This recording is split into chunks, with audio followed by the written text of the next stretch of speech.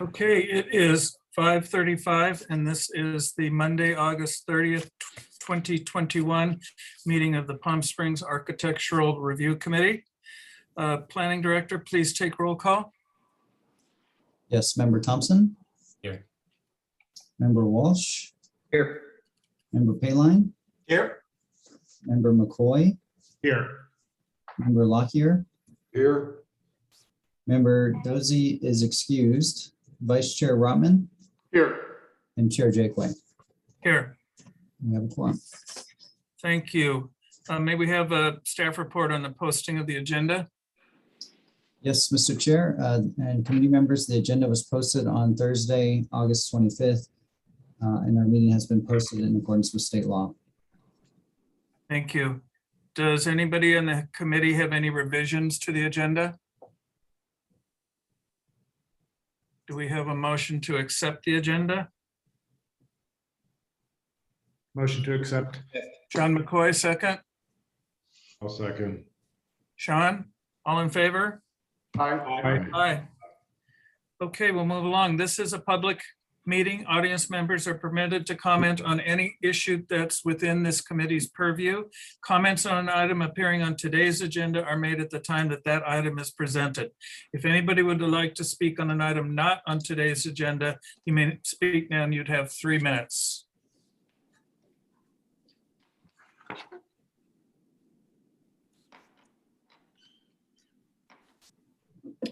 Doesn't look like we have any.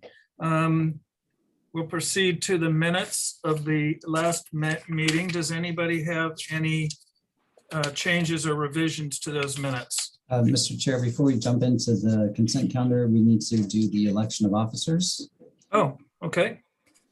So this is the time that we will take nominations for both the chairperson and vice chairperson for the Architectural Review Committee. We'd first like to start with nomination for the chairperson. So we'll take nominations for the chair position. I'll nominate Tom Jakeway as chair. I would, Thank you, Robert. I'll second that. Okay. Third. Fourth. Anybody? Okay. We have first and a second from member Brotman and Any- member Walsh. I would recommend that we nominate Tom Dosey since he's not here tonight. There's a surprise. Okay, all in favor of, Well, before we do that, I'll any let other, David do this. I'll do it. Any other discussion? Seeing none, we'll have, for all those in favor, please say aye. Aye. Aye. Any opposed? Motion passes. Thank you. 0. Yeah. Next, we'll take nominations for the vice chair position. Member Walsh? Yes. I would nominate Mr. Rotman. I'll second. Yeah, go ahead. Okay, any discussion, comments? Seeing none, we'll take a roll call vote, or we'll take a vote. All those in favor, please say aye. Aye. Aye. Any opposed? Okay, passes. Now we can move on to the consent calendar. Congratulations, Chair Jakeway again, and Vice Chair Rotman. Thank you. Thank you. Okay, now are we going to proceed to the meeting minutes? This is the minutes of the July 19th, 2021 meeting. Does anybody on the committee have any revisions or adaptations to those minutes?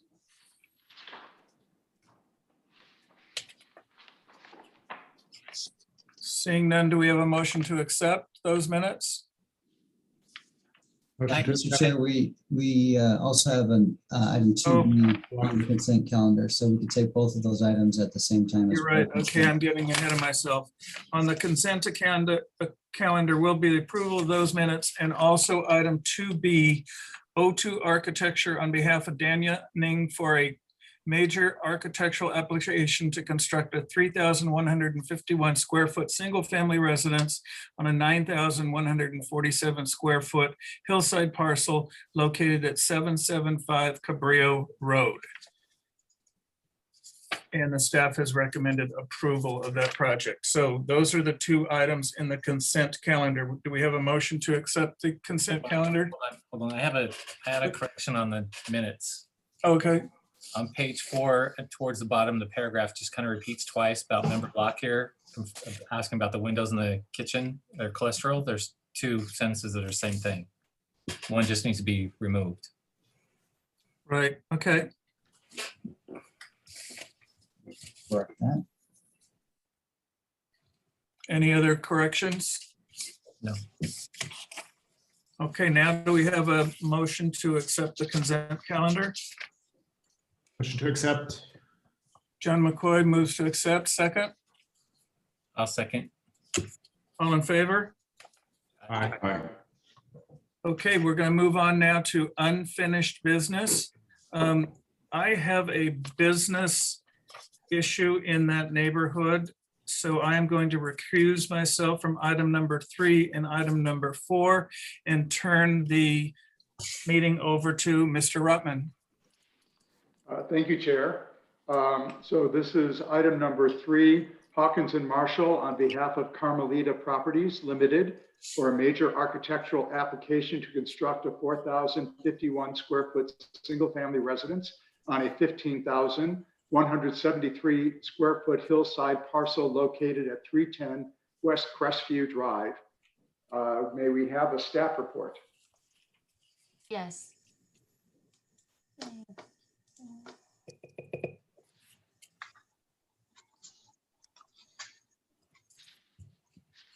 Hi, good evening. As you may recall, this is a returning project. Oops, excuse me. Returning project from the July 19th ARC meeting. And this is a hillside lot in the Mesa neighborhood. And the project site is adjacent to a vacant lot. And the planning services has received an application for the construction of the adjacent lot as well. But just wanted to go over the site location. Just to go over the quick history of this particular project. The project was initially reviewed by the AAC at the time on June 7th. And at the time, the committee voted for the item to be continued for further study. And the revision was reviewed on July 19th. And at the time, the ARC voted the project to be continued. And then also the committee provided comments. Since then, the applicant has revised a plan, and this is the third review by the ARC. Just to give a comparison of what was previously reviewed and what's being revised, the size of the proposed residence has been increased slightly from 3,532 square feet to now 4,051 square feet. So as the lot coverage, the previously proposed 23.3% to now it's 26.7%.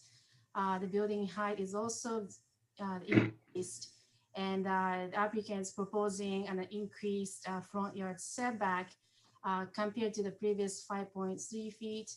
The revision now proposes 10 feet. The proposed project has been pushed a little bit towards the street. And the previous proposal proposed 43 feet of rear yard setback, and that's being reduced slightly to 41.1 feet. This is just to show the proposed changes to the treatment of the elevation. This is a north, so this is a rear elevation. As you can see, the project now proposes a little bit more details to the north elevation. And this is a south elevation, which is a street facing elevation. The garage opening is slightly angled. And as you see here, the previous monotonous, the building massing has been changed slightly, and additional details have been added to the treatment elevation. And this is the east elevation, which faces a garage opening. The height of the garage has been increased. And the overall building height for the rest of the building is very similar to what was previously proposed. and additional details has been added. And this is a west elevation. The previous project proposed a building massing which directly project over the sloped hillside area, whereas the revision proposes the use of pillars or structures for the support for the rear portion of the residence. And this is a proposed landscape design. Probably the most notable change is the treatment of the front. The previously proposed plant material has been removed. The applicant is now proposing two desert museum Palo Verde in the area between the front property line and the edge of the pavement. This table was included in the staff report, but just to summarize and to give information about what the ARC provided at the previous meeting, how the plans being revised, and staff's findings. One of the comments that were provided by the ARC at the last meeting is that the location of the pool and the mechanical equipment, the equipment will be now placed in the designated area between the garage and the wall to prevent the noise prevention. And then also the ductwork, the applicant provided that it's going to be installed in the open cloud space and the bedroom. And the division proposes installation of a two desert provided museum, but no other landscape planting materials are proposed in the area between the front property line and the edge of the pavement. The applicant also provided a drainage plan, as well as a cut and fill calculations and a hydrology report. The materials that were included in the packet did not reflect the most current site information, the site plan more specifically. However, the applicant submitted a revised drainage plan, which was forwarded to the ARC today. And as you may or may not be aware, this engineering information will be reviewed by the Planning Commission. Prior to the Planning Commission meeting, our engineering division will conduct internal preliminary review.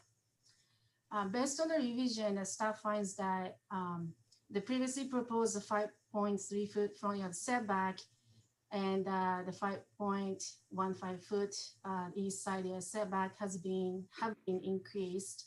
And then also the project proposes minor architectural projections into the side yard setback area, but they are still within the 40-inch maximum allowable projection stipulated in the zoning code. And the pillars will be installed in an appropriate area, and the revised elevation depict more detailed architectural treatment. And the landscape, however, the landscape treatment of the area between the front property line and the edge of the pavement can be improved. And building massing can be further improved by lowering the rear portion of the residence. Based on these findings, the staff recommends, ARC recommends approval to the Planning Commission subject to the conditions of approval. The first one is to install additional plant materials in the area between the front property line and the edge of the street pavement and depict all proposed plant materials at the maturity on the landscape plan. And the second condition is to reduce the height of the rear portion of the proposed residence by 2 feet. This concludes the staff presentation, and applicant is here as well if you have any questions. Thank you. Thank you, Noriko. Does the committee have any questions for staff?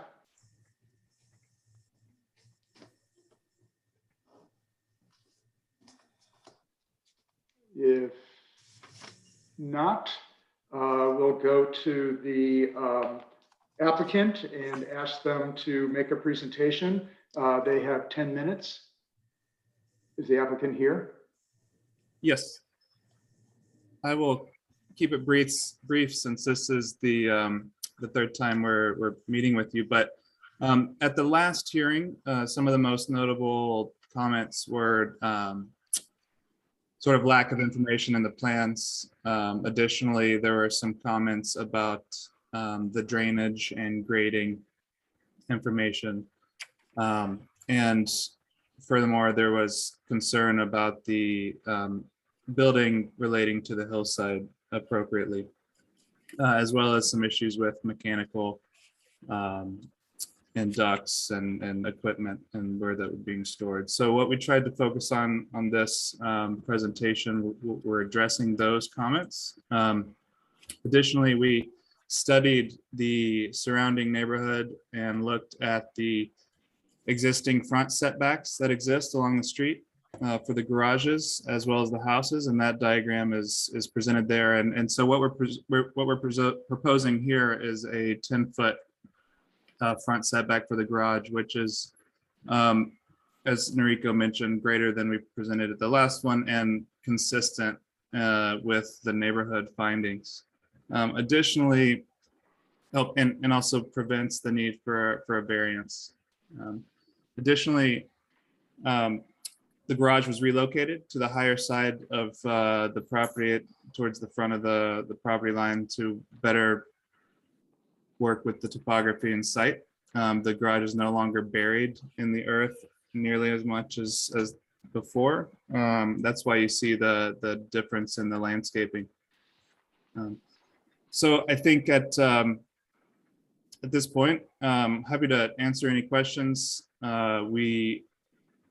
Last comment, we proposed a diagram that shows the 30% or greater slope on the site and how the building design works to minimize and avoid grading along that portion of the site. Now, given Planning Commission's recommendation to, or sorry, the planner's recommendation to lower the building down 2 feet, we have no problem doing that. I think we would be open to making that revision so long as it avoids grading in that select area on the site. Okay. Thank you. Does the committee, David, do I go to committee questions and then public, or? Yes, okay. Does the committee have any questions for the applicant? Sure, I'll start out. Member Walsh. I noticed that your proposal was to increase the overall height. What was it that was a driver to increase the height of the building from 23.2 to 25.3? I'm just curious. Well, part of it was after studying the topography and looking at the 30% slope, there's only so far we can go down while still being far enough removed from the rear property line.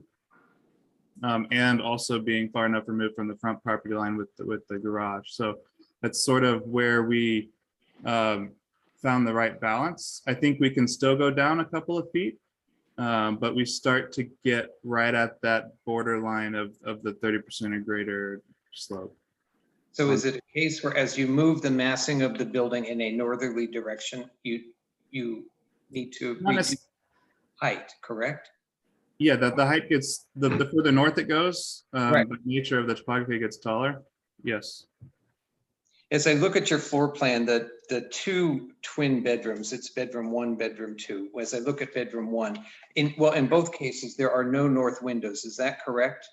There are north clear-story windows. I see. Okay. And those provide the venting to bedroom 1. Venting, what do you mean by venting? Do they open? Yeah, just airflow? Yes. Yeah.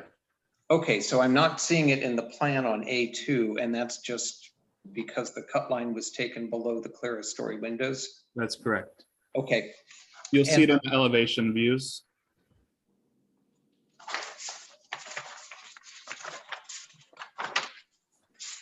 I think it's A3. Oh, yes. Okay. All right. I do. All right. I noticed that you added shading on, okay, it's bedroom number 2's east side. Correct? Is that a trellis extension of some sort? It's a trellis, yeah. Okay, but yet I'm looking at the kitchen in that same elevation as I go down in that direction. There's no shading on that glass, right? So if you go to the site there, you'll know that there's a pretty densely vegetated, to lack for a better word, kind of a forest. There's a bunch of trees there, palm trees, that provide a lot of shading there in the early morning. So there's going to be only a couple hours of direct light into that kitchen. I see.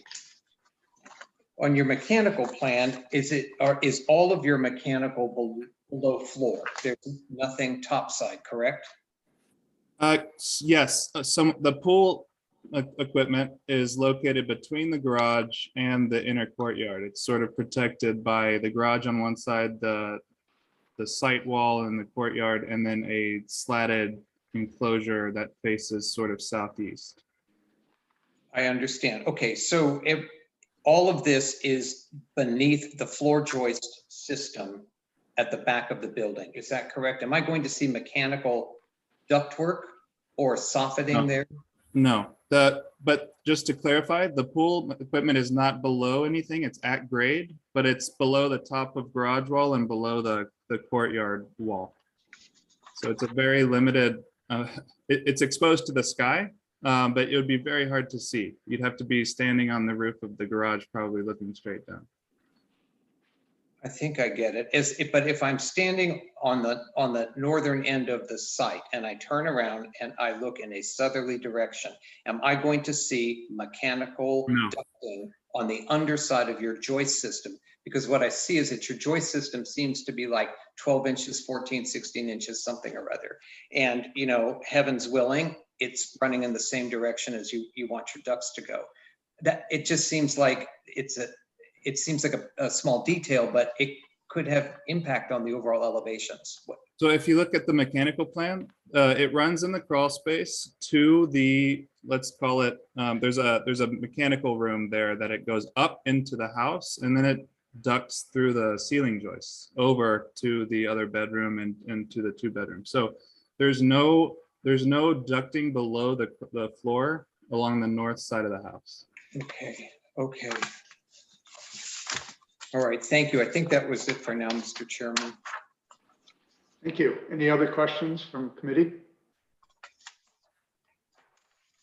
One question. Yes, on the landscape plan, you call out sandy decomposed granite with the color tan, and that's clearly shown.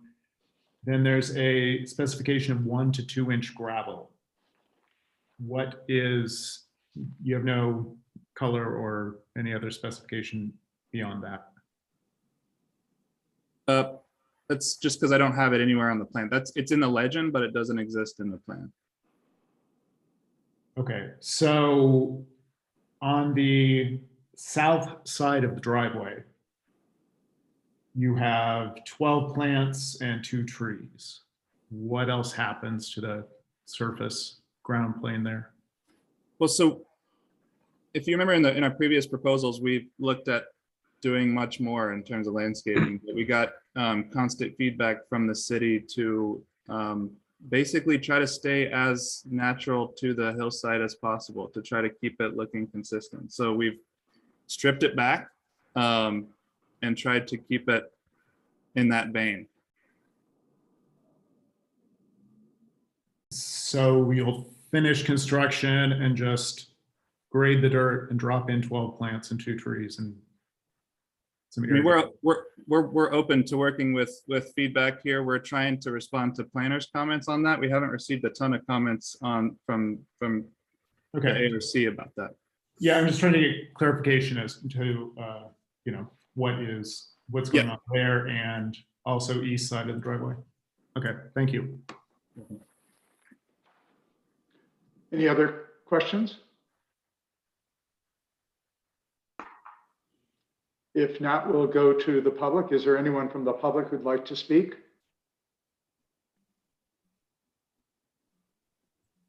And it doesn't look like there's anyone, so then we'll go to committee discussion. Mr. Chair, I just would also note that we did receive, I think, 4 emails that were forwarded to the ARC. So for the benefit of the public, for the people who did send staff an email, that information was forwarded to all committee members. Thank you, David. Okay, who would like to go first? Member Thompson. I don't have a lot to say. I think overall it's a nice looking house, but I am concerned about the massing that some of the neighbors have complained about or brought up in their letters. The garage, the portion of the garage above the door looks a little tall in relationship to the rest of the structure, but I'm sure that it's there to hide the solar. That's all I really have for right now. Okay. Thank you. Member Lockyer. Well, let's talk about that garage for a minute, because I felt the same way, that portion of that building looks oddly out of proportion with the rest of the house. So why exactly did it need to be that tall? It's one question. And two, what is the specification on the roof? Because one of the neighbors is, or a few of them are, they're wondering about the views there, and part of me doesn't really see the issue, but and the other part of me feels like, well, I do wonder what the material is going to be or the finish is on the overall roof, and is that something clean and appealing if they're looking down on that in a hillside neighborhood? So I guess I have those two questions. So the roofing membrane would be a single ply TPO roofing membrane. As you know, we're kind of limited in terms of our colors that are compliant with California. So it will be, a tan or a light gray. We'll try to stay away from the white, just because that gets a little bright, but we're very limited and our hands are tied in terms of the colors that we can use. And the garage? The garage parapet is taller to conceal the solar, as was mentioned by Mr. Thompson.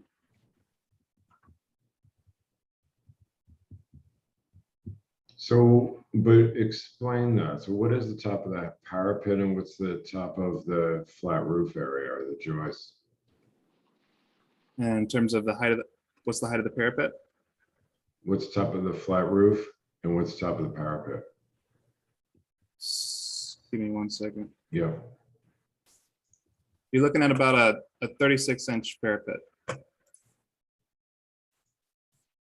And how much of a tilt is your solar panels? Haven't gotten there yet. My guess is it'll be oriented accordingly, based something like a 15 to 24, I would guess, tilt. Because I was thinking that if the tilt is a little bit less, you could bring that down a little bit because the proportions look a little bit strange to me. Yeah, we have no problem with that. There was comments during submittal about this. I don't remember the term Noriko mentioned, but somehow preventing glare from the properties that are higher up. So we raised the parapet. We're open to bringing that down. We're not bound by that height. Additionally, if there's any way you guys can say, strike the solar altogether and allow us to get through without the requirement, we're for it. We're for it. What's the height of the ceiling in the garage? I'm sorry? Your ceiling height in the garage? Ceiling height in the garage is 9 feet. You mentioned being open to lowering the height of the roof. Is this the roof you're talking about, and maybe the ceiling in there as well? No, the roof, the portion I was speaking to was the northerly portion of massing, I think is the recommended change by the planner. But I mean, certainly open to dropping the garage,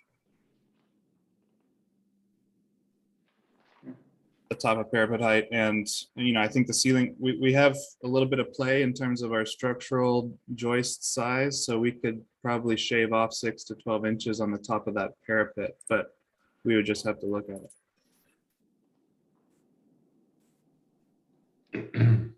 Thanks. The other reason we started to look at it too was, multiple comments about the massing relating to the hillside. So if you think about it from that side of the property being sort of the high side and it transitions down, we feel like this follows that rhythm. But again, we're not stuck to it. Okay.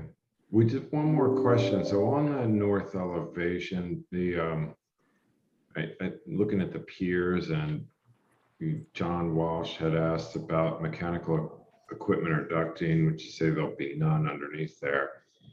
But I think your civil calculations mention a 6,000 gallon stormwater retention above ground underneath that.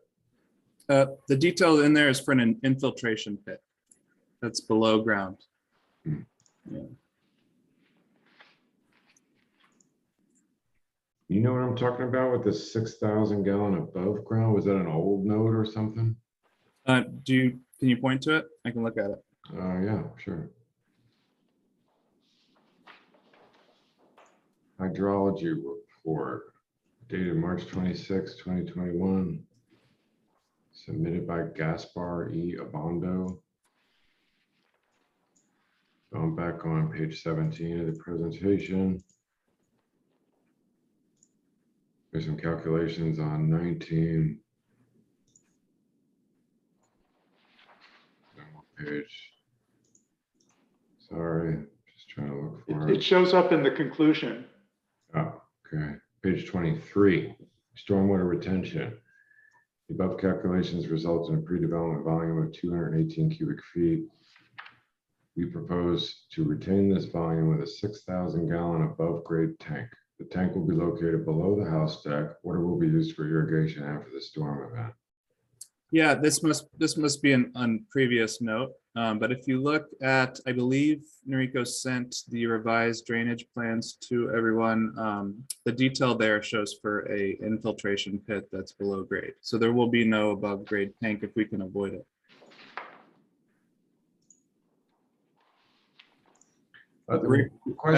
My question's still going to stand though on that north elevation. And, you know, I see it on your sections also, the difference in elevation between grade in some places, like for instance, C3, sheet C3 towards the beginning there's a 20-foot kind of daylight line of those piers, daylight height. So finished grade 475, bottom of the joist looks like 496, 490, 495 and change. So I'm still, I guess where I was going with that is if there is or isn't this sort of retention tank, kind of as an aside from that, whether there is or is not, would it go back to the landscape? That seems a little light on that, like north side, if just all that exposed down there. Doesn't it? I think that's what some of your neighbors are pointing out also. Yeah, again, I think you missed the first presentation. We had a lot of ground cover proposed. We had more trees. They've all been commented by either planning staff or ARC members as not necessarily being natural to the landscape and working with the landscape. We're happy to put some more landscaping in to kind of work with that, just to keep it from sort of appearing barren or the infiltration pit looking out of place. But we've done our best to sort of respond to the comments we've seen so far. We had hedging below the house in front of the piers before, and that wasn't well received previously. I don't even know that hedging is the right material. If it is the north side of the house there, or what type of hedging you were talking about. I'm assuming it's something like ficus that would need an ample amount of daylight. But it just does seem like a bit of an eyesore from below. There doesn't seem to be that many houses below, but I guess we'll get into that when the comments come around. Thanks for your response. Sure. Okay. How about Member Poline? Any comments? Yeah, I mean, overall, I think it's, it's certainly, it's come a long way. I think I still agree that the garage is a little tall on the street. I'm not sure why they're going with a 9-foot ceiling interior. If they went with an 8 and dropped the whole thing a foot and then reduce the parapet by 6 inches, I think that would be a little bit nicer from a streetscape perspective. And then I do agree with some of the comments around like looking up into the piers. So I think that needs to be addressed from a mitigation standpoint about how those piers are going to appear from the homes below. So those are my 2 comments. I will, if I have a chance, I will say we reduced the number of piers by sitting the south side of that band across the north into the hillside. Getting a continuous footing there helped us a lot structurally. So we were able to reduce the number of piles in this scheme than we previously had, which we think helps. And noted on your comment on the garage, I think that's a good suggestion. Yeah. The only other point we'd mention about the garage is obviously as Crestview travels west, it continues to rise, and you climb above that garage. So that's the only thing we were considering thinking about as the height of that garage changes. Okay, thank you. Okay. Sean? Yeah, just a couple more questions, just related to, on our last go around with this, there was some talk about the plans being incomplete, particularly the site plan, hardscape not being shown, and equipment in the yard. It says HVAC equipment in open crawl space. Is that condensers also? Yeah, that would be the condensing units down there. There will be air handlers inside. Mm-hmm. Condensers underneath the house. And did you see pool equipment down there also? No, the pool equipment is located there. There's a little triangular sliver between the garage and the courtyard. Yep. So it's shielded. Yeah. Okay. And so this is all the hardscape and no other hardscape going on here at all. It's a lot of hardscape. If you look, there's a bunch of pavers shown, some slab work, and we're kind of at the, we're at, I think it was 29% of lot coverage, and just adding more hardscaping might become too much. So where would you recommend additional hardscaping? I'm just asking a question. Wondering how you get to your equipment, if you get to enjoy it. It seems like a decent sized property and can't really, you don't have any plans to utilize any of it except your deck area. So that's why I was asking. Okay.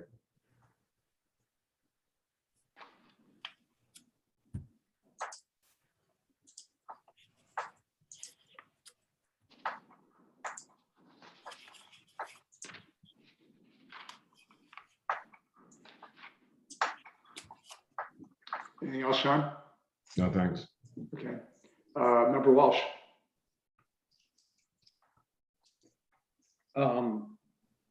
I realize that this has been an uphill battle, and it's been a tough fit of this product stylistically and architecturally. It is a tough fit for this product on this site. And I think that is a root of what has taken an amount of time and various renditions of the design coming back. On day one, it was brought to the attention of the committee and of the sponsors that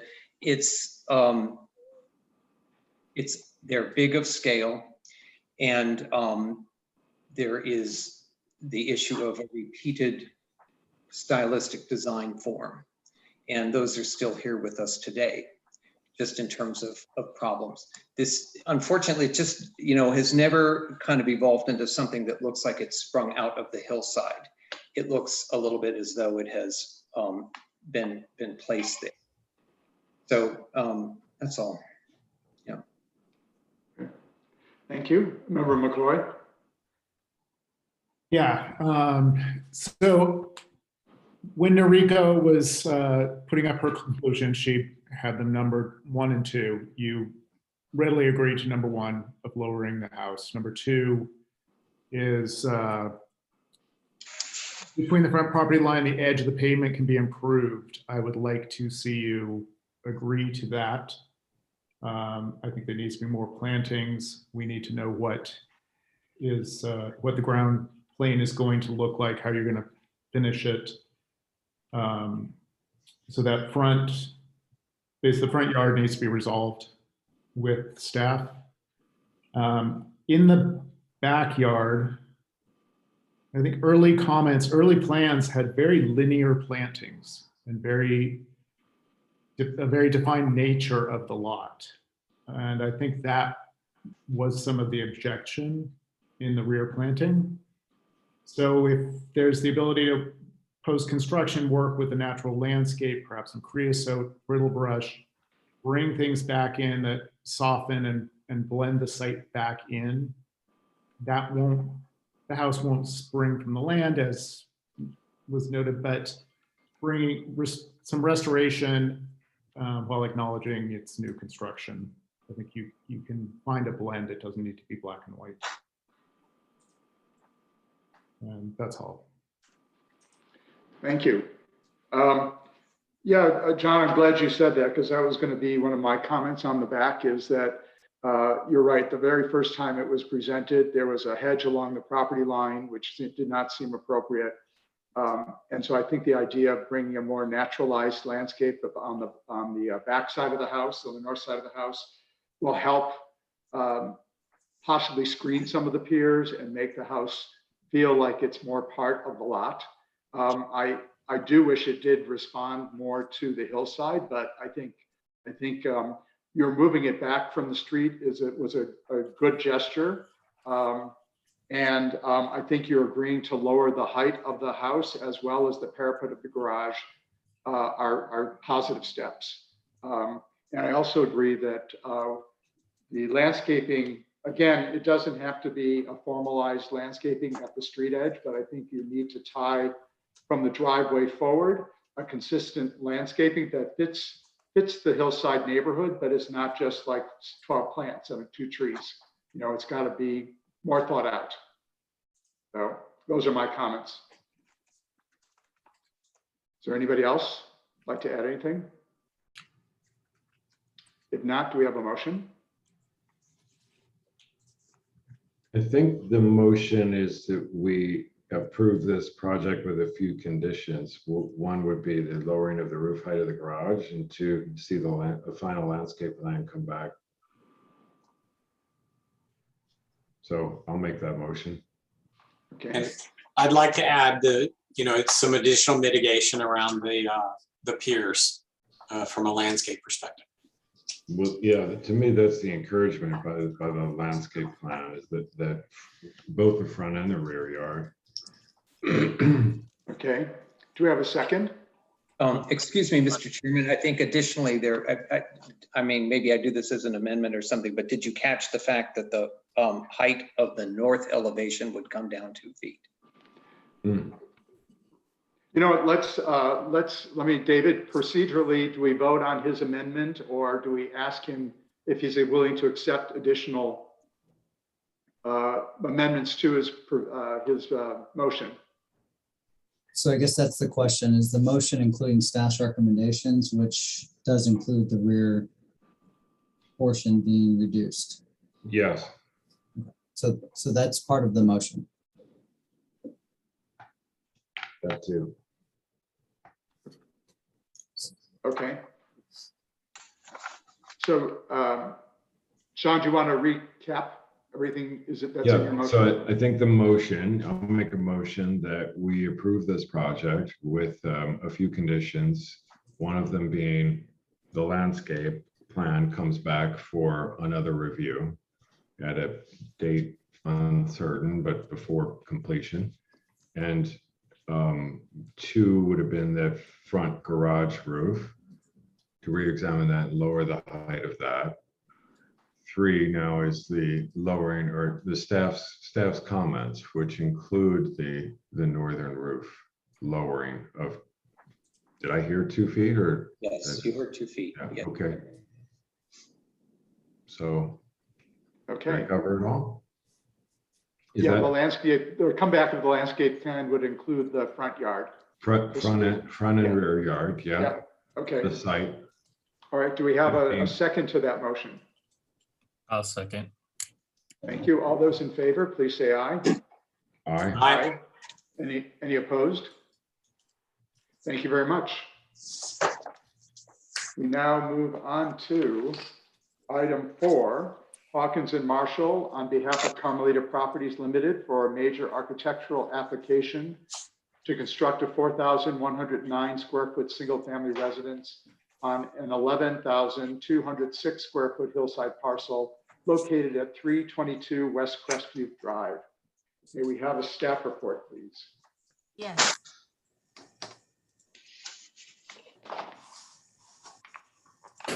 Noriko, can you turn your volume up somehow? Sure. Thank you. Can you hear me better now? Hair. Yes, you're fine. I think it's my computer, but Oh, anyway, thanks. Okay. Yeah, I find it a little hard to hear you as well. All right. I changed the setting. Can you hear me better? Yes. And Robert? Okay. Okay. So this is the project that's being proposed next to 310 West Crestwood Drive, which you just reviewed. Again, this is a lot 5, and it's adjacent to an existing single-family residence to the west. And the project was reviewed by the on June 7th. The second review was conducted by the ARC on July 19th. At which point the ARC provided some comments and voted for the project to return for the third review, which is today. This is a comparison of the what was previously reviewed and what's being revised by the applicant. The size of the residence has been increased, as you see here, from 3,181 to 4,109. Lot coverage is being actually reduced from 28.4 to 26.8. The maximum building height has been increased from the 24 feet that was previously proposed to almost 28.83, which is almost 29. The front yard setback has been increased from 3 feet to 10 feet. However, the rear yard setback is being reduced slightly. Just to show you that probably the biggest difference from the previous proposal and this current revision is that the previously proposed single-story structure has been changed to a 2-story structure. This is a north rear elevation of the proposed residence. And this is the south elevation, which is a street-facing elevation of the proposed residence here. And this should be the east elevation. Sorry, it's cut at the corner, but this is a side elevation. And this is a west elevation, which faces the existing single-family residence. The proposed change to the landscape plan, the plant palette is pretty much the same. Applicants proposing the installation of there's a museum Parapet in the front yard portion. However, it's out of this area between the front property line and the edge of the street pavement. And this table is a comparison, or I should say, the applicant's response to the previous ARC's comments and how things being changed. The point equipment will be located under the ground level. Again, the ARC requested a specific grading plan with a slope appropriately labeled, as well as a preliminary grading plan to show how the site will be modified. The plans that are included in the packets are the only engineering plans that are available at this moment, which include a hydrology report, drainage plan, and cotton fill calculations. Again, this project and any engineering site improvement or site alteration aspect of the project will be reviewed by our engineering division prior to a planning commission review. Other than that, landscape plan, no significant changes. Again, at the previous meeting, the ARC requested the area between the front property line and the edge of the street to be landscaped. However, the revision does not show any new landscaping materials there. The massing issues, staff finds that this massing issue that was previously discussed by the ARC is not fully addressed. And then also the applicant provided the setback information on the surrounding properties as requested by the ARC at the previous meeting. The staff finds that the revision proposes an increased front yard setback, which is more compatible with the site surroundings. On the other hand, the ARC comments are not fully addressed, such as proposed landscape treatment, depiction of a pool mechanical equipment, and the need for a detailed engineering plans, particularly the precise grading plan. However, staff finds that the landscape treatment leaves room for flexibility and improvement, and the lack of a pool and mechanical equipment information will not have a significant impact on the overall project, as it will be located within the residence,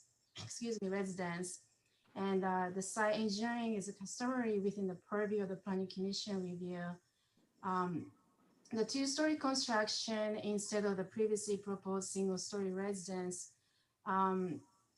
staff requests ARC provide guidance and recommendation with regards to the improvement of the building massing. And based on these findings, the staff recommends, AAC recommends approval to the planning commission subject to the following conditions of our approval. That the ARC, the applicant incorporates ARC recommendation and comments on improving the building massing, and the site design along the front east side shall be modified so that steps will not extend beyond the architectural projection that's allowed by the zoning code, where the variance approval needs to be obtained, and include a landscape treatment of the area between the front property line and the edge of the pavement in the final landscape plan. This concludes the staff presentation, and again, applicant is available if you have any questions. Thank you. Thank you, Noriko. Does the committee have any questions for staff?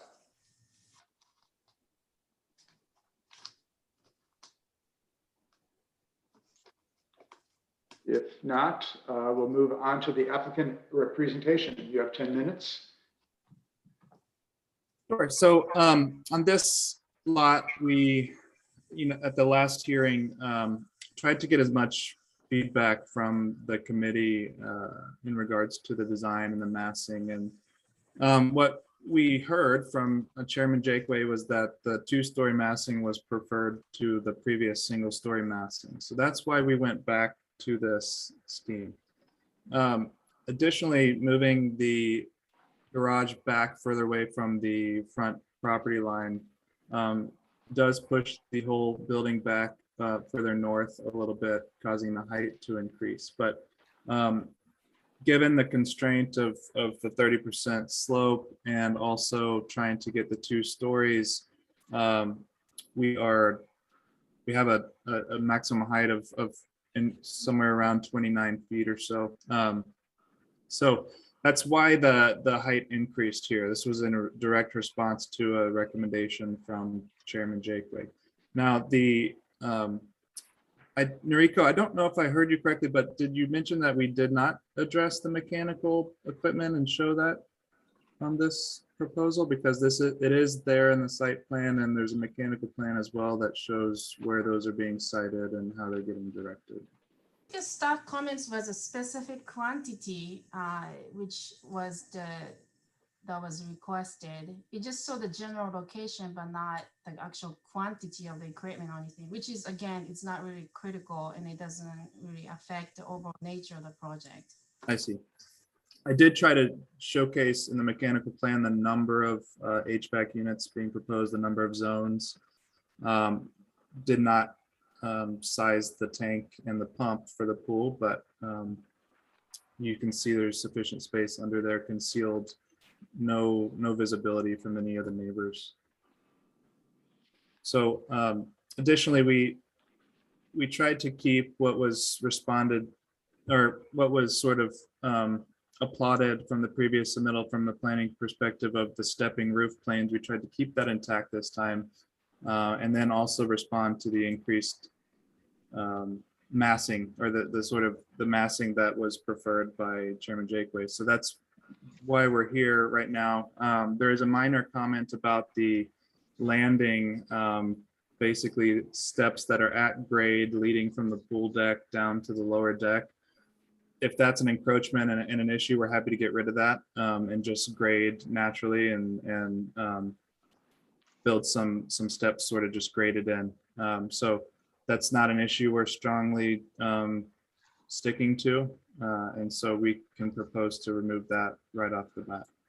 Additionally, the garage here is in the same vein with a 9-foot ceiling, a 36-inch parapet, solar protection, but we'd be happy to reduce that similar to 310 as we just discussed.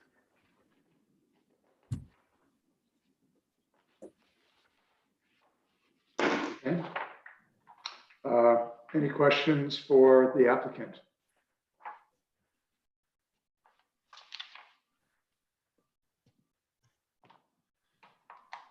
Sean?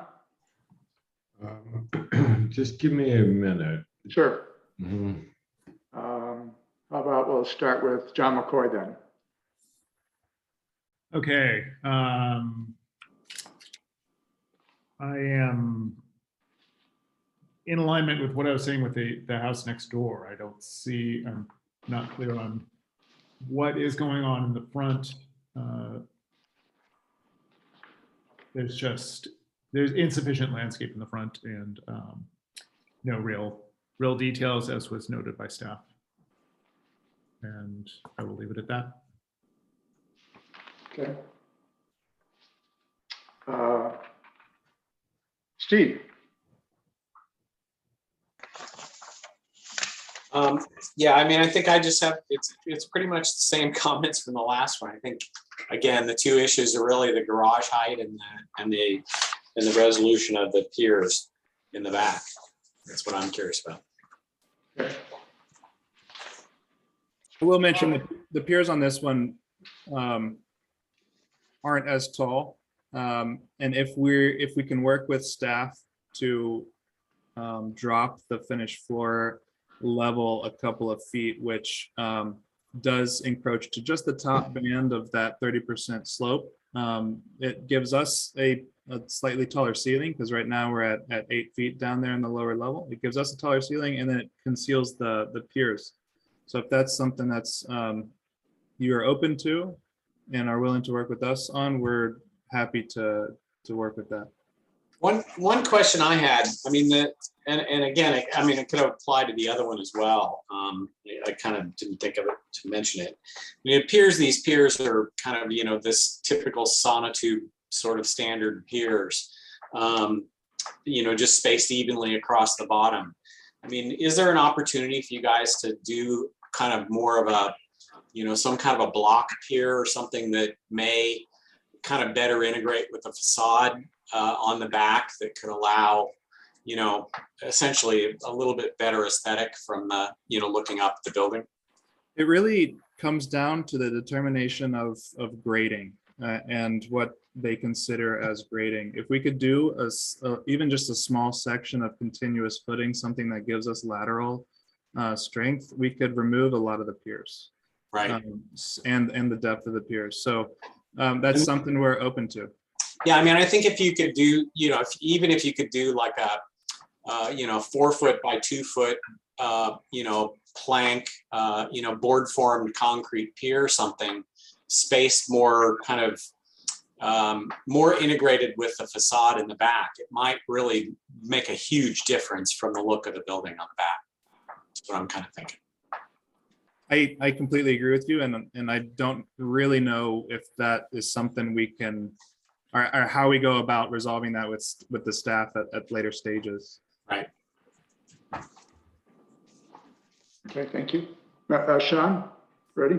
I'm agreeing with similar comments, although the piers don't seem like anywhere near the issue they did on the first one, but the garage still seems like It's a bit out of balance and wonky with the main house there. Yeah, I think we're similar to the previous lot on 310. We would be happy to reduce the garage top of roof and lower the ceiling if necessary.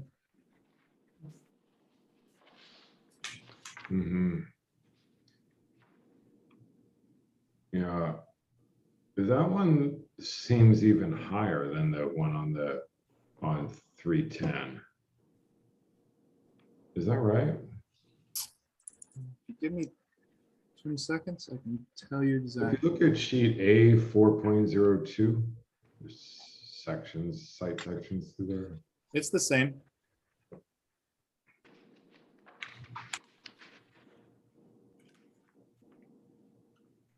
Maybe. I guess it's the top elevation I'm seeing on A402 where it may even be the same exact design as a address number 310. Just sticks up above the main house so much further. You guys see that drawing number 1, A4.02?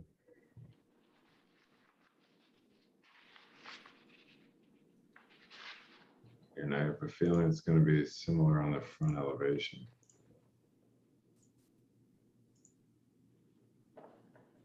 Is that a clear story that is right in front of the garage in that north elevation that we're seeing over the dining room?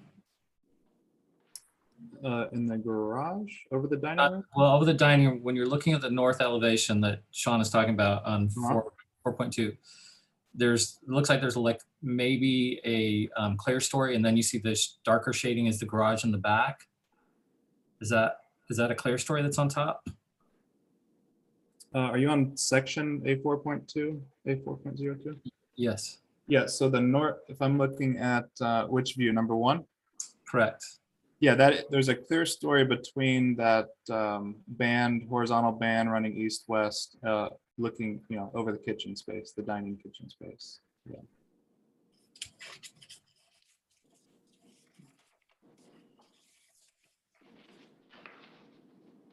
You can also see that in A3.00. You have 2 A42s, is that right? I'm looking at the first A402, not the second.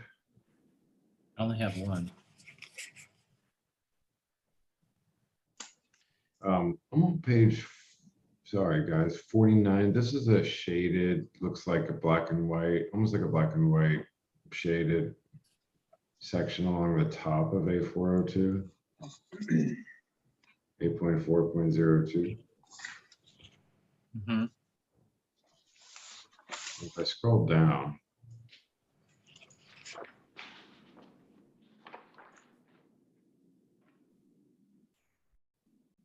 so like I said, page 49 and 59.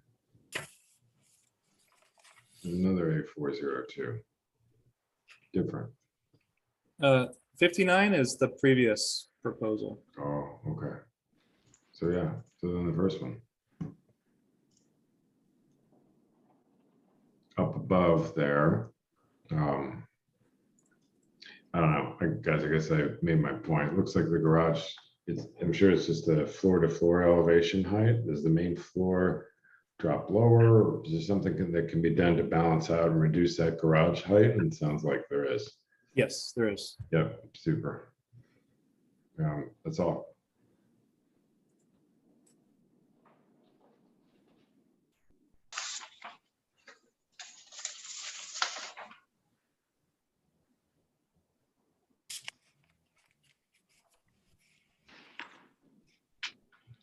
Sean, any other questions? No. Okay. Move on to Dan, Member Thompson. Not much more other than the garage height being lowered again, at least to the level of the clear story would look better from the east elevation. Okay. And Member Walsh.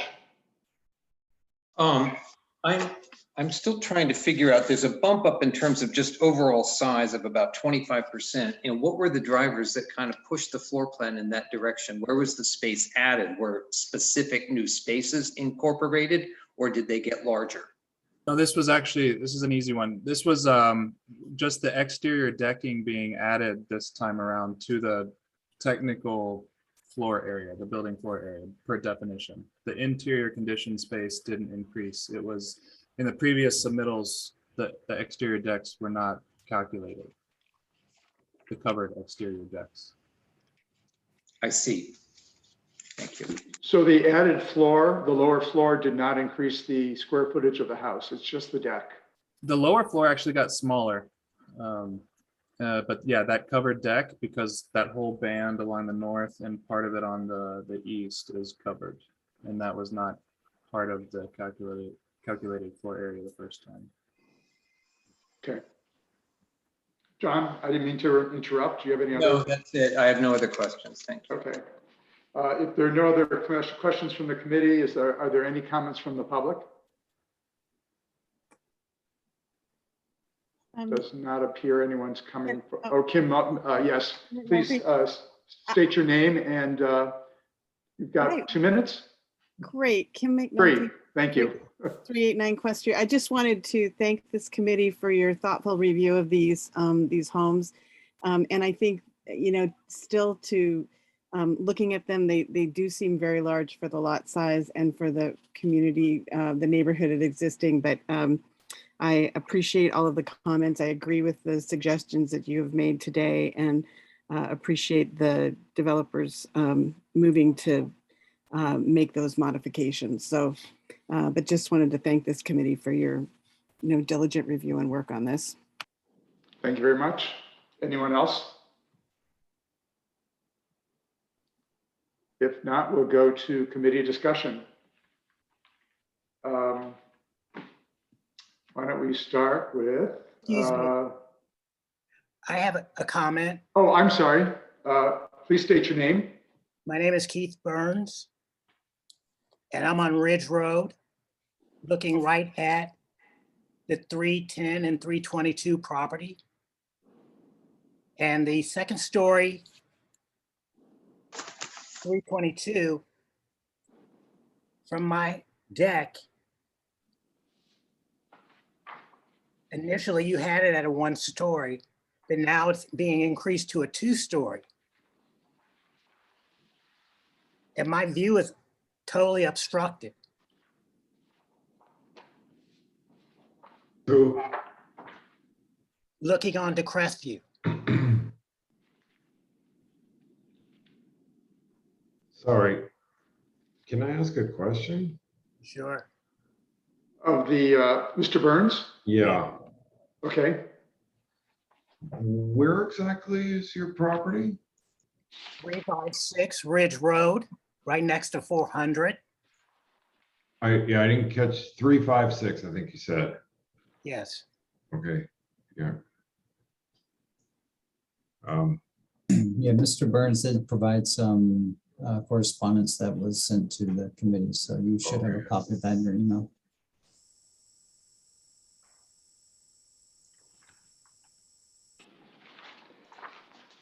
I read that here. It's got the one with the photos and the red comments. Right. Right. I will mention that this was originally proposed as a 2-story structure. Second submittal was reduced to 1-story, and the massing was not well received by Chairman Jakeway. So this submittal, the third one, goes back to the 2-story. But my view is obstructed.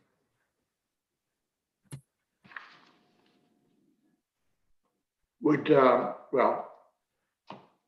with the previous proposal with the 1-story, would your view be obstructed as well? No, it wouldn't. Well, yeah, I mean, we could go back and forth on this one all night, but I frankly don't see how that's possible, because it doesn't step up from Crestview Drive, it steps down from Crestview Drive. So if it was the upper floor is blocking the, I mean, I guess it depends on what you call your view, but if the view is up at the hillside, then seems like that one story, I don't know the datum height and I didn't compare them. Did the datum height move, Eric, on the first floor, finished floor height? The first floor finish, yes, a little bit. But at the end of the day, the garage height, whereas a long press view is within a foot and a half. So did the finished floor of the main house rise, go up in elevation? From the second submittal, but not the first submittal. How much did it go up? Just curious. I'd have to look. Give me a minute. And the ceiling height changed? I don't know, Robert, you stop me if this. No, I mean, it was, when I'm looking at the overall area map, I did have concerns about any potential blocking of views. So it's a good discussion to have. Mhm. Didn't it increase height about 4 feet? 5. Because the ceiling height went up and so did the finished floor? Dan? Yeah, I think that's correct. I think it's almost, like John just said, it's almost nearly 5 feet taller than it was before it was a single story. It's indicated in staff report. Oh, is that right? Well, so without the precise information, Eric, what can anything, I don't personally find that this addition to the second story are utilizing, and I think that's what Jakeway was trying to encourage. Let me finish. I think what he was trying to encourage the last time around was stepping down the hillside and activating the natural slope of the terrain, which frankly, it feels like you're doing if in fact you're stepping down, but if that means you have to go up and that maybe feels a little out of place for the slope, I wonder if there could be some balance in there and maybe not go up as high and still continue to slope down along with the natural terrain. Vice Chair Rotman, what we might do is finish any additional public comments that we have, as it sounds like we have additional 1 or 2 more speakers. So what we might do is conclude Mr. Burns' comments and then take any others who wish to speak, close public comments, and then continue the discussion. All right. Well, let's do that. So are there any other additional comments from the public? Yes. Mr. Will you please state your name? Before we do that, can Lucian we finish Wolk. with this, if Mr. Burns has any additional comments? Oh, I'm sorry. Well, I would like to see if at all possible, if it could be dropped down so that my view isn't obstructed. But then that means someone would need to come take a look from my residence overlooking this Crestview location. And no one has brought or come to my house to even address this issue.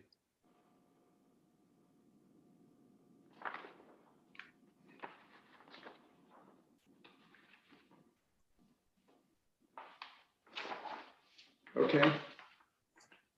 Thank you, Mr. Burns. We'll take any other comments from the public? Yes, Lucian Wolf. Go Can you ahead. hear me? Yes, please. You've got 2 minutes. Okay, you know what? This is a horseshoe part of the canyon, and every part of what's said on one side reflects on the other side. So we see our views from all of the properties. There's at least 8 or 10 properties that are affected by what is about to be built. So for us to be looking at piles and properties projecting out affects us. It affects our views. And we got to listen to whatever noise comes from those properties. And I would welcome anyone on the committee to come and see what we will see from our properties when the new construction projects out. I don't understand why these properties on an access from down below, or don't fall down the hillside, as John Walsh actually very eloquently stated, conform to the hillside. These are, you know, I have no problem with them on South Palm Canyon, but why would you put something on South Palm Canyon on Crestview? It makes no sense. And all of us neighbors are affected, including Keith Burns. So there's my 2 minutes. I'm upset. I'm very upset. This is going to affect all of us around this little cove. It's a bad design. John Walsh mentioned it. Tom Jackway mentioned it. And you as a committee really need to address this. I'm not happy.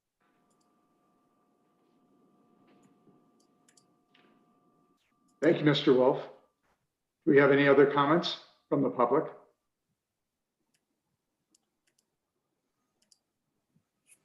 If not, we'll start committee discussion. Mr. Chair, we would let yes. the applicant respond with 2 minutes rebuttal. Okay.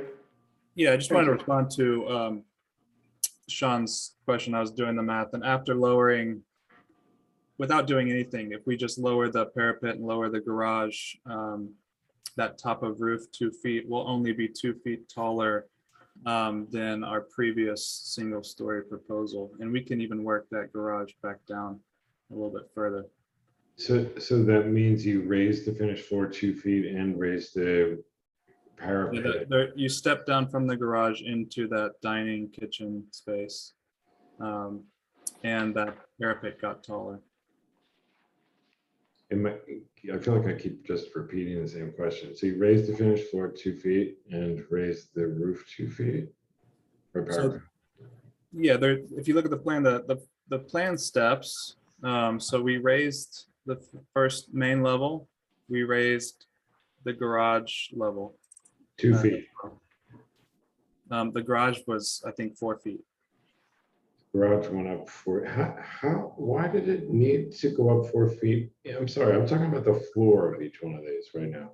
Yeah, if you remember the previous proposal, it was quite buried in the hillside.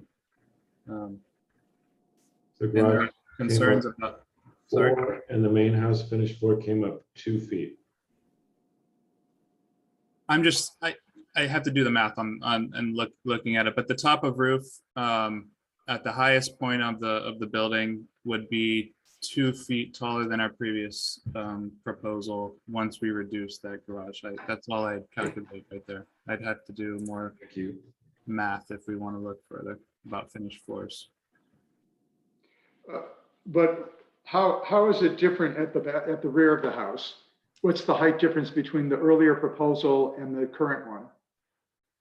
The second proposal, single story, the top of the roof was 5'11". Right now, after we reduce the garage top of parapet down, we could get it to about 5'13". Okay. Can I ask a question? Would you be opposed to erecting story poles that would mark the rear face of the house, proposed house? And that way the residents can see exactly what the potential impact is? Certainly open to it, so long as it's not causing further delays to the review process. You know, in all fairness, the first proposal we submitted was 2-story, and this is the first time we're sort of hearing this. Well, again, I think referencing back to Chair Jackway's comment, it was more about sort of responding to the hillside and doing, you know, potentially adding a lower level. But I'm not sure that you're really quite there yet. I don't know that you've really responded to the hillside, which was part of his comment. Well, when discussing it with planning, the response to hillside was more in architectural and how it looks from a massing perspective. So we've done that by displacing roof planes, and that's been noted in the report. So we can bring the whole building down a couple feet to get back to 511 being our top datum, as was proposed on our single story. But we will have to work with staff on the grading requirement at the north end where that lower level hits the ground. Okay. So I'm having a little trouble understanding the siding issue here. Can you pull, Dorico, could you pull up the render that shows the back end of these houses compared to the one to the west? It actually shows them in context with the siding that's there. Sure.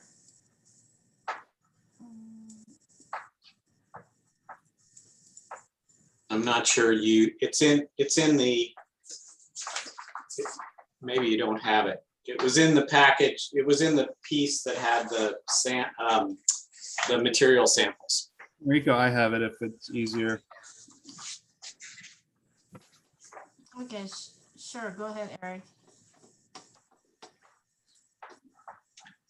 Because if this rendering is accurate, then the highest point of the second building is actually lower than the roof line of the one adjacent. So I'm having a little trouble understanding how significant this impact is to the view. Well, is that an old rendering or is that current? This is current. Doesn't it, if you look at the site section, it looks like it comes a lot further north than, whereabouts is the property line? Is it like that sort of graded trail at the bottom there, or is it further up the hill from there? Difficult to say.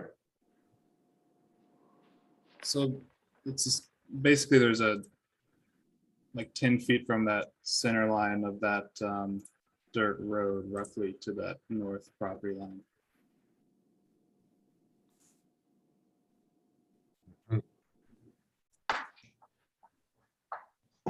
I kind of agree with Steve. I don't see how it's blocking views when it's lower than the house just to the west of it. And it's not like there are homes directly below it. That, you know, these are across the gully. Exactly.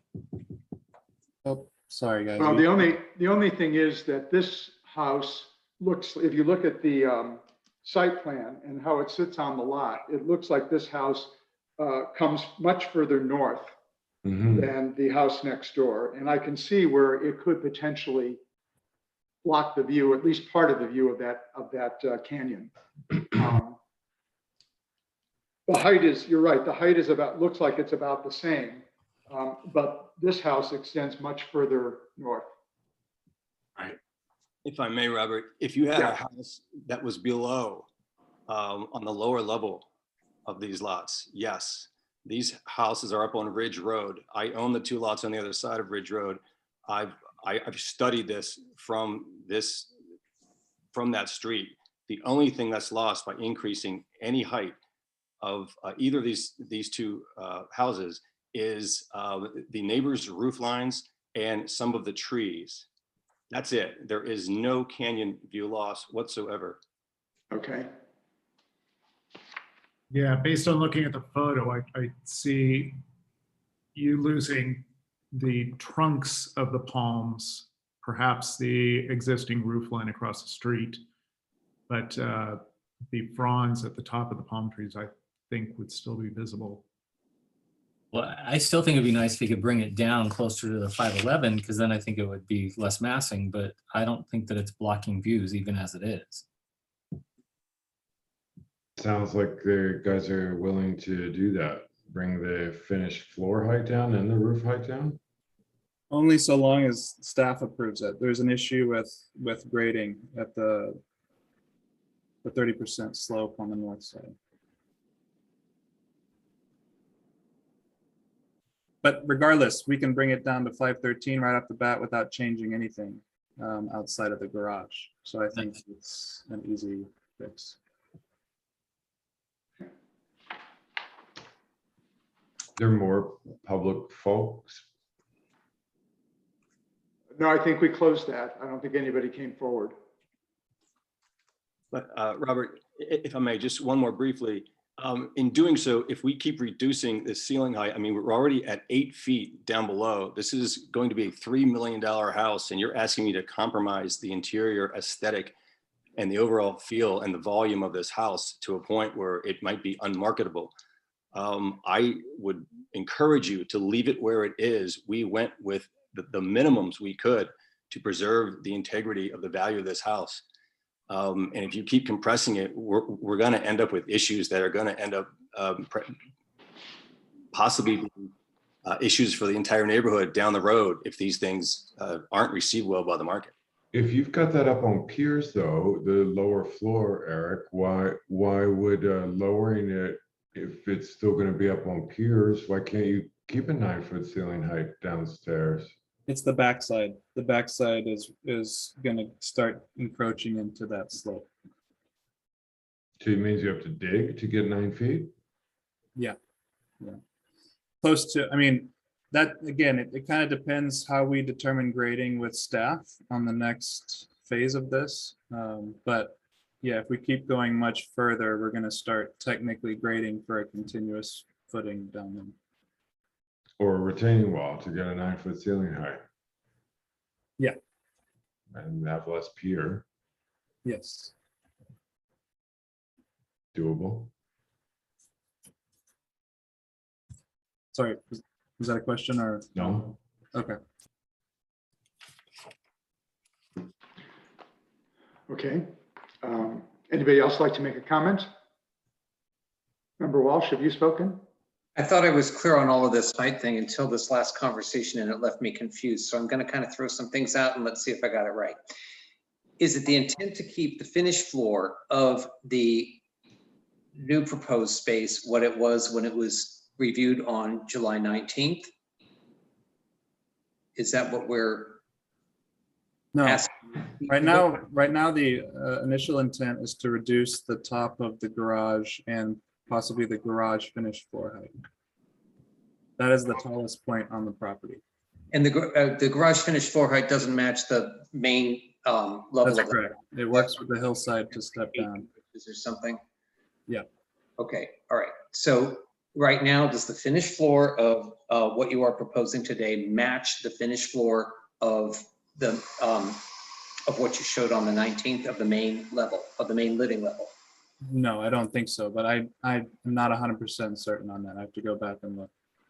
Okay, I mean, yeah, I think Chairman Tom Jakeway, the intent was to certainly not foist a second story scheme that would end up pushing the whole massing higher. I think that the intent was to keep it the way it is, but take advantage of the fact that you had a void underneath the finished floor of the main level. So the site is such that if we go, obviously we can't grade within 30%. I keep saying this, but to be able to get a floor that's usable at that level without grading, it has to be at a certain elevation, or we continue to go north and that gets taller and taller. So there's a fine line here. Now, if we can work with staff to grade just a small sliver of that, we can bring the whole finished floor down on both levels. And we would prefer that. I think it sounds like the neighbors would prefer that. And I think it sounds like ARC would prefer that. So that I just can't speak to because that's a staff. Okay, this seems to be a big issue, and it seems like that is a worthy exercise. And it just, at the starting points I would look at would be to keep the finished main level what it was on the 19th, and see what you have to do to make it work, to take advantage of the void beneath that. Can someone from maybe Rick or Noriko speak to how viable it is to explore that before that becomes a condition of approval? I mean, wouldn't they have to like analyze a grading plan then to do that? Sorry. Go ahead. Hello, everybody. Rick from engineering. Yeah, you're right. We would have to analyze a precise grading plan, which we have not received at this point. The hillside ordinance is very clear. you're not supposed to be touching anything over a 30% slope. So if that's something that the commissions and planning commission want to give authority of a certain portion, that is up to you. At a staff level, I cannot authorize that. But Rick, you could, if you're given it as a condition from the ARC previously. Yeah, if you guys want to talk about it and say, maybe we'll go into it a few feet, then once the precise grading plans are done, we review that with the city engineer for that final design. And then PC would have the final say, I think, in that. But that's where we need to come from. Thank you.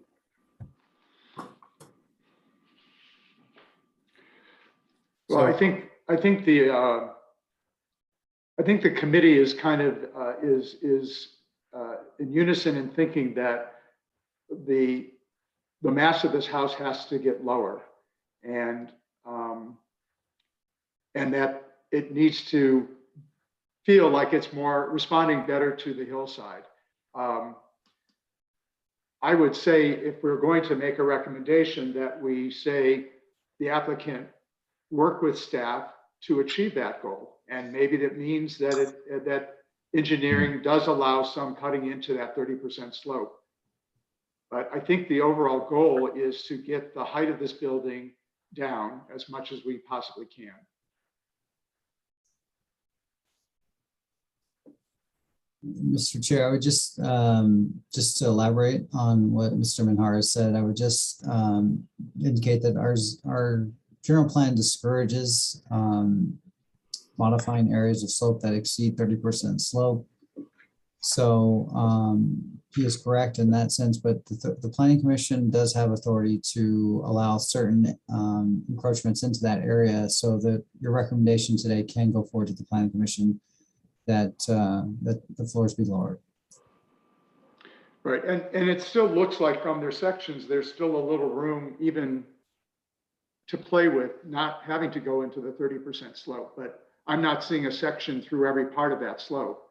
Right. So the diagram on sheet T0.01 does show the approximate 30% slope. Now we have, which sheet was that? We're right there. We're right there. T0.01. We're right there. So we would only be affecting in our approximation just the top end of that slope. So I think we're for that. We would like to bring the whole thing down and reduce the effect of those piers. So if that's something you would be okay to approve as a condition, we would be happy with that. And I think everyone would. I only see T000 and T100. So I think on yours, it's page 38.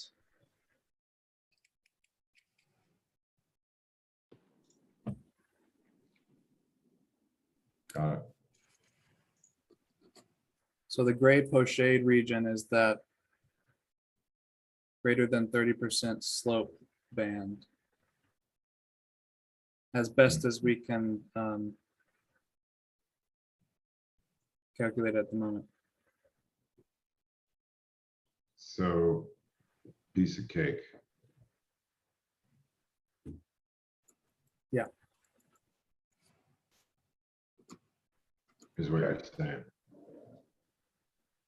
I'm saying, yeah, as long as staff would allow like maybe a couple feet into that, there's no problem meeting that same finished floor area from the previous submittal. Well, you're showing like 500 going through there anyway, top of slab, main, bottom of pools at 494. So as long as you're not moving north, you're only moving downward, then I'm not seeing the issue, because the gray zone looks like it kind of skirts the outer perimeter of the north facade and foundation. So by going down, I don't get it. If this, did I hear you wrong? Is this dark gray area is the 30% slope region? No, so what you're seeing is the back of that continuous footing, which is that lower level. So as the front end of that, the north side of that lower level extends beyond, if that finished floor is 498, let's say, sorry, 502.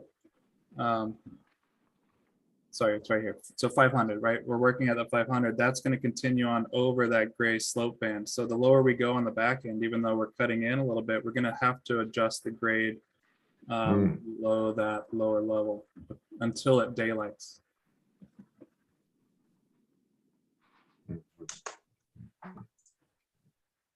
But it would just be a couple of feet, and it would just be at the top of that slope band.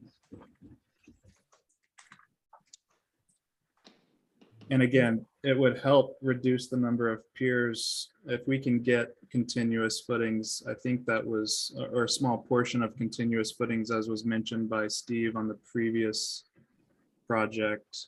Actually, no, it was this one. That helps us from a structural point of view as well. So there are benefits all around.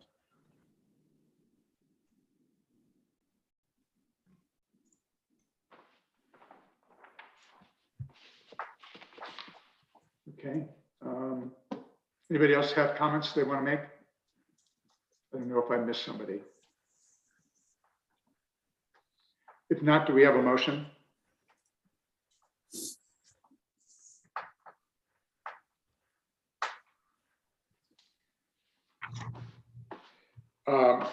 Well, I guess I'll try one. I move to approve with the following conditions and recommendations. They incorporate the staff comments, which would be resolving the side yard setback, the steps in the side yard setback, revising the landscape plan for that it better that extends to the front property line, that enhance the landscaping. And I make the similar comment for the rear, that the piers, that the rear yard landscaping be more naturalized and bring in some more plants to conceal or work with the piers. I also move that they work with staff to try and lower the overall height of the building, including the garage parapet and the garage slab.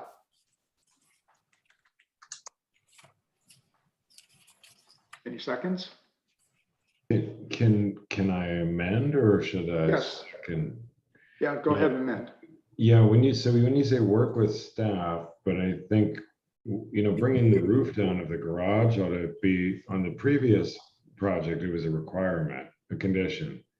Right. To me, that ought to be a condition here, not a work with staff, but let's. Yeah, thank you for that clarification. I should state it that the reducing the height of the garage parapet and is a condition, and then the recommendation is to work with staff to lower the overall building elevations. I'll second that. Okay. All those in favor, say aye. Aye. Aye. Those opposed? Any opposed? No. Thank you very much. Thank you. I think at this point, we'll turn the meeting back over to Chair Jakeway.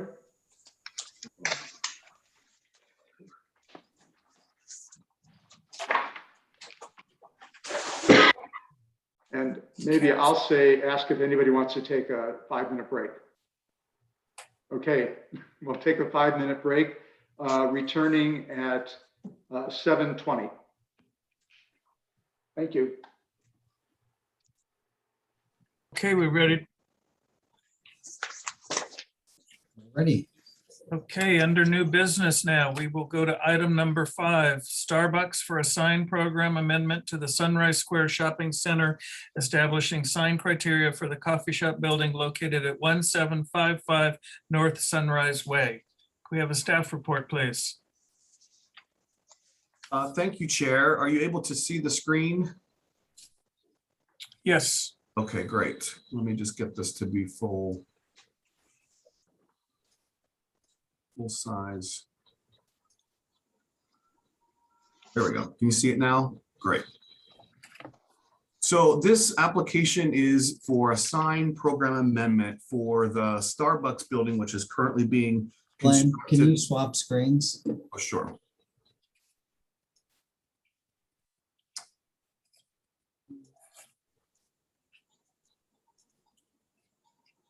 How's that?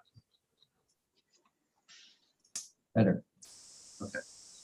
So the pad site that is currently under construction for the Starbucks and one other tenant is at the corner of Vistachino and South Sunrise Way, next to the existing Wells Fargo. So this is an aerial photograph showing the pad site before construction began. So we have the luxury of actually having photographs of the building under construction so that we can compare as to where the proposed signs will go. So this is the side that faces Sunrise Way. You'll notice that the Architecture Review Committee requested that a new patio cover be constructed, which is the metal structure right here. And the drive-through window, pickup window is facing Sunrise and the walls that are under construction right now. And this is a full-on front view of it as it faces Sunrise Way. And on this side, this is the side that faces Wells Fargo, and you'll notice the wood elements on top is where the signs will be placed. Let me get to those in just a minute. And this is the second tenant at the rear of the brick building that faces the parking lot between this building and World's Gym. You'll notice that the tenant B, which we'll call the signs are not proposed and not part of this sign program because the tenant is not known yet. And we'll get into that in just a minute. And this is the view as we look towards the parking lot to the north. So this is the site plan that I mentioned, shows the Starbucks that faces Sunrise with the adjacent tenant and tenant B, and then the Wells Fargo to the south. Their proposal is several signs. They're allowed to have one sign that faces a street, which would be the sign that faces Sunrise Way over the drive-through. And then they're proposing 2 additional signs on the north side and the south side, which are the signs in red, or the lines that are in red. The sign package also includes several menu boards and pre-menu screens, which are also in the red. They are proposing a monument sign, which we'll discuss in just a minute. So the sign that faces Sunrise Way is 21 square feet. It meets the code. The sign that faces Wells Fargo is 34 square feet. This does not meet the code because it does not face a street. The same with the sign that faces on the north side of the building. This does not face a street and does not meet the code. And then the monument sign is 31 square feet.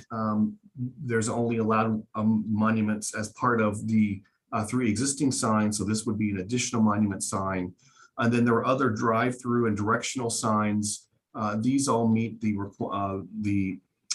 code requirements, menu boards, pre-menu boards, and then the canopy. So looking at the proposed signs, the top is the north elevation that faces the parking lot. The one on the bottom is the south elevation that faces the bank building. You'll notice that these are both on the wood elements. And I can zoom in if need be. And then the sign that faces above the drive-through that faces Sunrise Way. And then the west elevation, once again, this is tenant B. We are not aware of what the signs will be because the space has not been leased yet. And so in going through these signs, you'll see that they are channel letters, halo lit. They'll be green during the day and then white at night. They are not using corporate logos. They've decided to use just the Starbucks and then the word drive-through underneath the Starbucks signs. There are a series of directional signs showing cars how to enter and exit the drive-through itself. There's a clearance bar that has no signage on it. And then a series of menu boards. So there's a pre-menu board that will change with different specials throughout the year. And then a canopy menu board that includes this arm here, and then you order at this menu. And then in front of you is the panel menu that is stagnant. It does not change. It's not a digital menu board. And you'll see that it pivots so that it faces the driver as they come through the driveway. So once again, this is a view of the proposed signs. The one that faces Sunrise Way, which is a permitted sign, the two signs on the north and south elevation, which are exactly the same in size, and then the menu boards as you come around. I will like to say that the building for Wells Fargo is on the south side, so the menu boards will not be visible from the street. They may be visible from the parking lot between World Gym and this building, but they won't be visible from most any other place in the shopping center.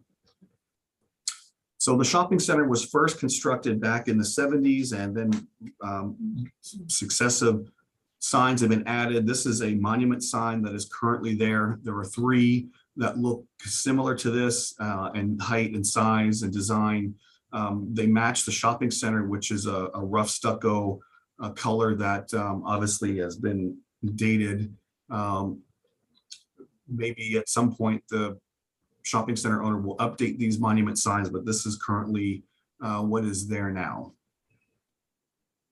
So they're proposing to add one monument sign between the drive-through lane and Sunrise Way, which will be 7 feet tall. And in this diagram, it's a blow up of the dining area of the outside. This is the exit drive-through area, and then the monument sign is on the outside of the wall toward between the sidewalk and the new wall that's being constructed. So as you see here, it's 7 feet tall. It has both tenants, the Starbucks with logo with the drive-through, the tenant B, it's metal, and then we have a wood element that goes vertical that ties the monument sign in with the building itself.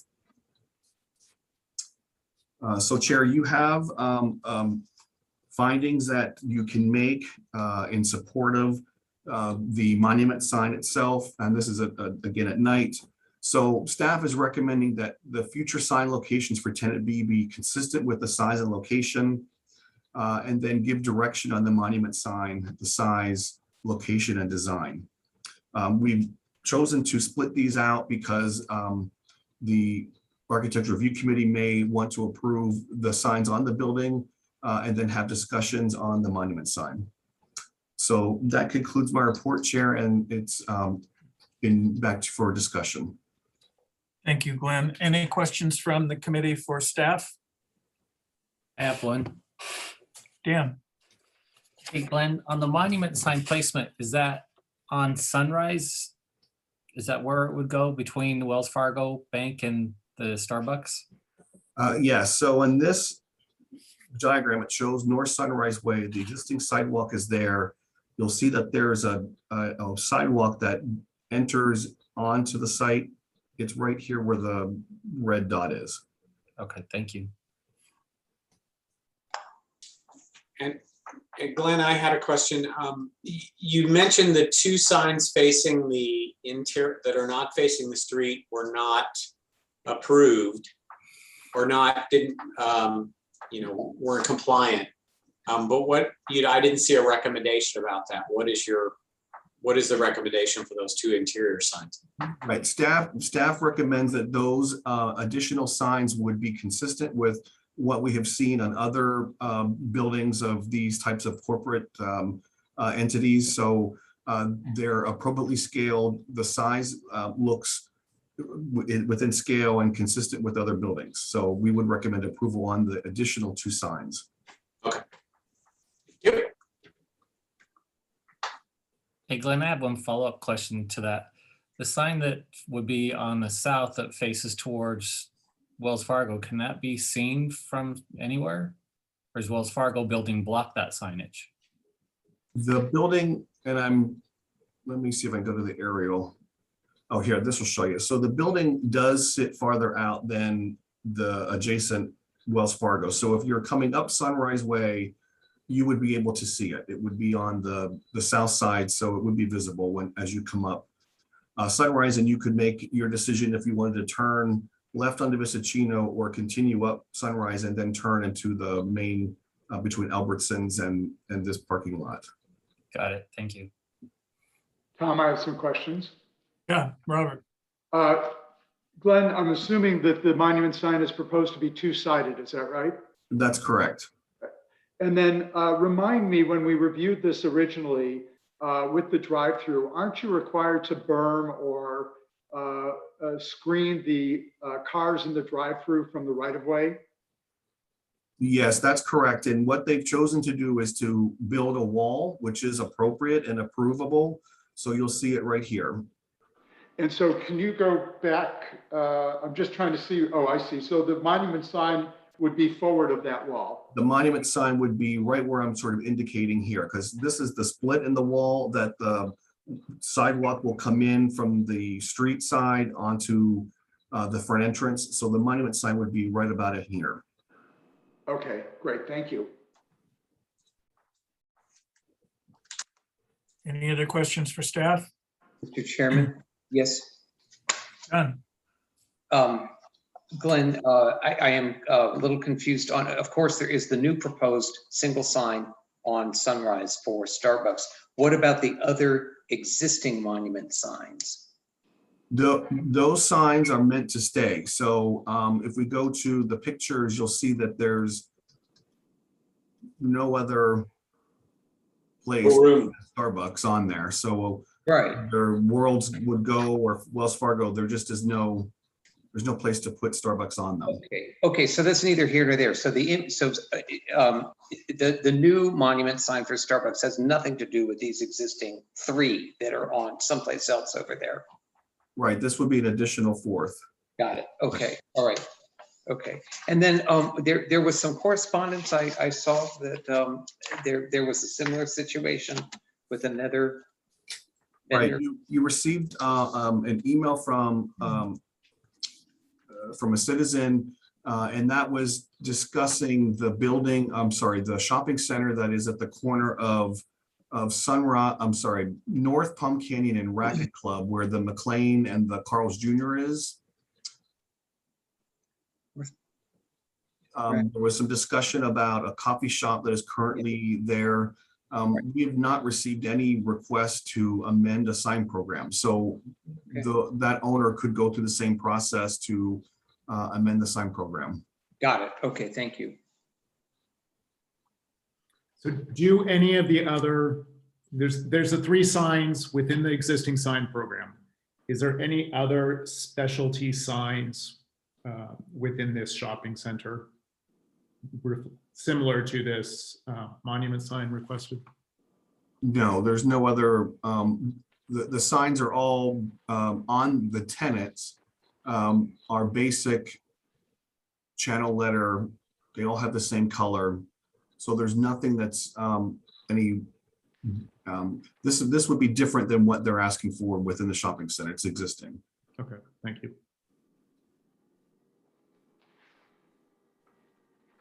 Staff questions? Glenn, do we have an applicant present? Yes, Jay is here. Okay, please give us your name and you have 10 minutes.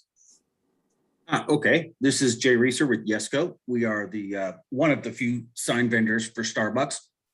In this particular case, I actually represent both Starbucks and the landlord for the 2 different portions. So we have the standard Starbucks signage and we have the monument sign, which is actually the landlord that will build it. Regarding the building itself. There's nothing special there. The biggest thing that we did here was trying to stick with the master sign program that was made quite some time ago. So generally Starbucks is logo forward, and they really try to push their national branding with their logos, which is a standard 60-inch logo. Because the 60-inch is not allowable, or the only thing that's allowed is a 36-inch logo, we decided to go ahead and switch this to line up with the MSP and make it much easier and simpler for you guys to be able to deal with, hopefully.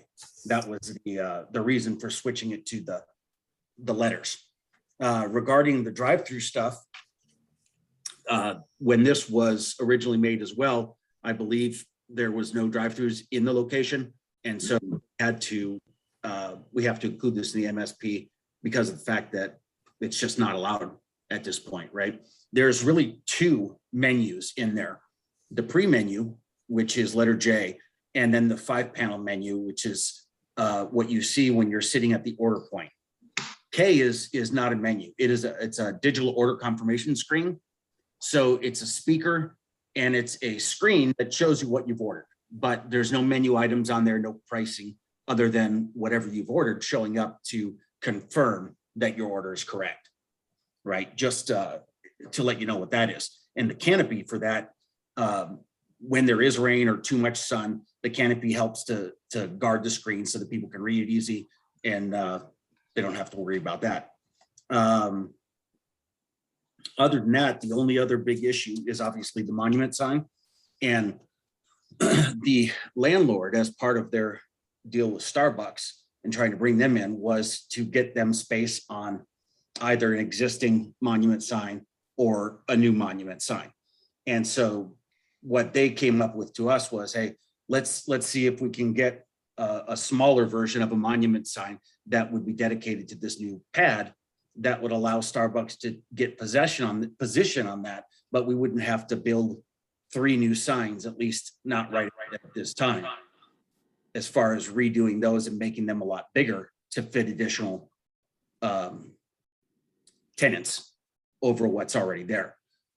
So what we did is took the allowances that are usually there for a tenant like that, and we actually went a foot smaller than what is generally allowed in the 8-foot to try to make it just big enough to get a logo on there, since we couldn't have our standard logo on the building because of the size reduction that was there. Other than that, I'd be happy to answer any other questions. The rest is just truly trying to have a sign over the front door, trying to have visibility to the corner, and allowing people to know that it is a Starbucks and it's drive-through. Thank you, Jay. Does anybody on the committee have questions for the applicant?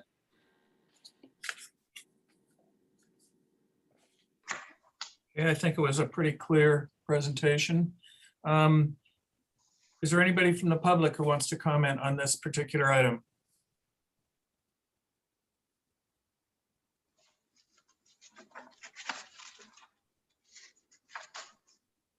Okay, I think we can move ahead. Again, I'll ask the committee, any questions of the applicant?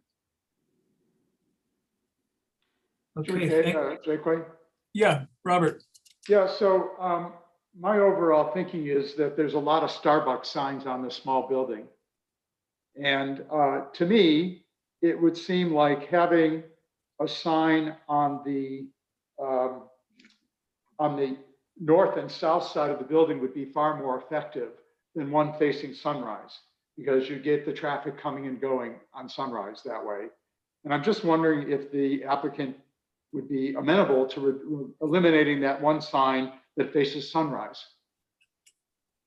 It's possible if we could guarantee that we would get the monument sign and those other two, those would probably be better. I would obviously have to get Starbucks in the end to tell me yes, but I think that would work for them. They're supposed to open in like 4 weeks and I still have to build all this signage. So I have a feeling that they would be amenable if that's what it would take to get everything else approved and go ahead and move forward.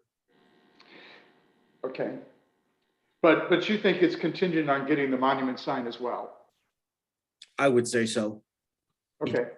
Thank you. something out front there. Any other questions of the applicant? Okay, thank you. Committee discussion. Well, I'll continue what I started. Well, I kind of led in with the question, and I really think, you know, the 3 signs saying Starbucks drive-through is a little overkill, especially on the size of the building. And I think it would be far more effective for them to trap traffic or customers if it's just on the 2 sides of the building and not facing Sunrise. As far as the monument sign, to me, it's less about giving notification to Starbucks because you've got plenty of signage visible, but the other tenant in that building really is challenged sign-wise. So I might be amenable, more open to that. But again, I think it's a lot of Starbucks signs everywhere along Sunrise at this shopping mall. And just to note further, there's at least 3 or 4 other tenants in the center that have absolutely no identification as part of the monument sign or any monument sign. So. Right.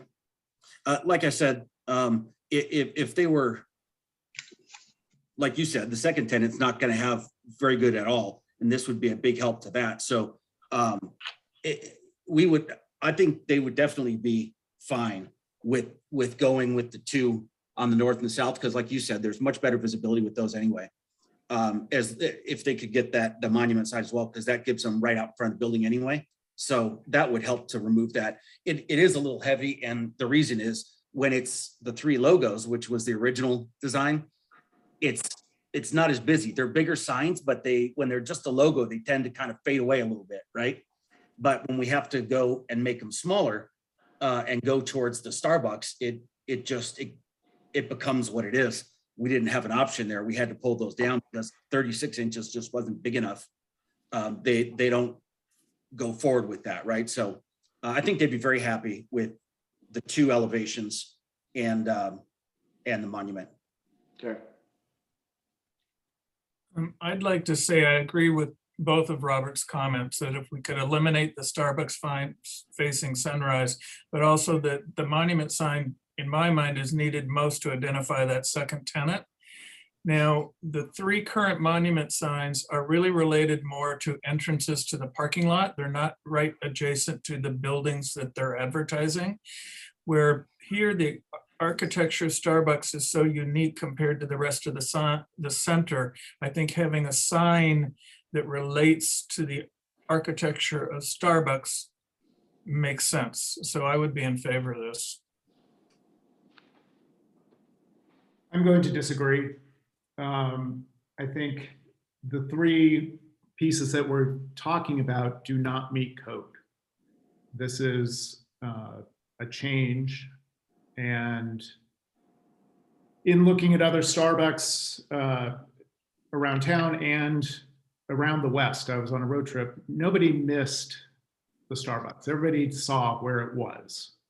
I would say keep the Starbucks drive-through sign on Sunrise. And if we want to give them something else, why don't they just put the logo up in the other areas rather than having large printed out Starbucks? This is too much signage. There's also that drive-through area with the drawings. There's the overhead canopy that also has a Starbucks sign on it. So, you know, we've got some areas. Non-illuminated flat cutout, that could be removed if you. Where they just keep going with, you know.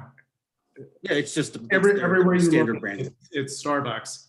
And we've got a 7-foot tall monument sign out on the street. Is that the right scale for out on that street? So, thank you, John. Other questions, Sean? So if I'm clear, John, you're suggesting that it doesn't say drive-through anywhere except on Sunrise, it says it as noted on the plan. And on the north and south sides of the building, it would only have you're suggesting they replace the verbiage with the logo.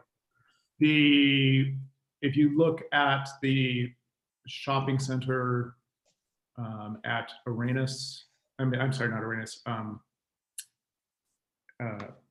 What's the name I'm looking for? Sorry? Talkless. Well, down where Ralph's is, across from the Boys and Girls Club, right there, looking up, there's the logo and it says drive-through. That Starbucks has a lot less signage. It's not as bright, it's not as glaring. As he said, the symbol tends to fade away. And that's my point on this, is there's just too much. So Ramon, sorry. Mm-hmm. Can I just ask, this might have been a staff question. Good, Tom? I'm sorry, Sean, yes, question for staff? Maybe. The landscape plan that's been considered, and there is no change to that, and there is landscape and berming going on the south side of this building, sorry, east side, Sunrise. Right, so if I could share again here, I don't have the landscape plan up, but one second, there we go. Oop, sorry. Let me go up to the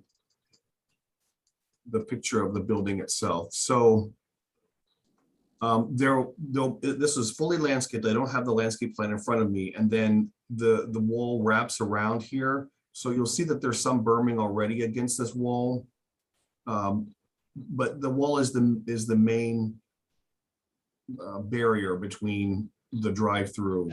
But this will all be landscaped, and I can pull up the landscape plan if you want to see it. If you give me a minute, I can pull it up.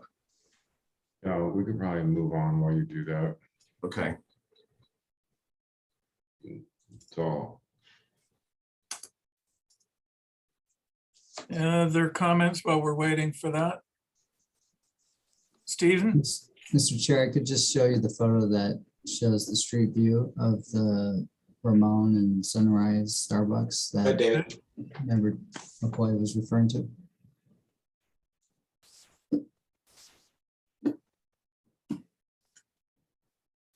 Mm-hmm.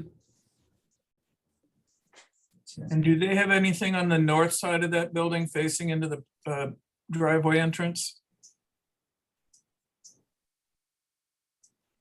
Okay.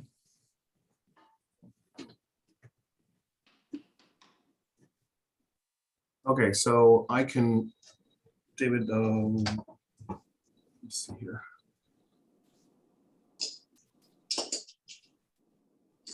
So I guess has there been a corporate shift away from this, the Starbucks logo to the lettering? The opposite, actually. The problem comes in at the size. If you see that building on Tockwitz, that's one of the very few, I built those signs as well, but that's one of the very few locations that they even allowed to do it that size, because the 36 is just too small. So they would do 48 inches, but that's usually the lowest they go for doing the logo on a building side. Generally, it's a 60-inch logo, sometimes upwards 71 when they're big, massive buildings or up on something. But 60 inches is generally the standard logo that we put up, because it's width-wise, it matches with the drive-through lettering or the drive-through cabinet better. When you look at this one, you can see that how large the drive-through is in comparison to the logo that's above it. And corporate they won't approve that look because it's not what they're going for. It's just not quite right. So they would be happy to put a logo on the north and south and leave Starbucks on the east, right? If they could put 48-inch logos up there. But right now, the MSP doesn't allow for anything over 36. So can you see this rendering? Yes. Okay, Yes.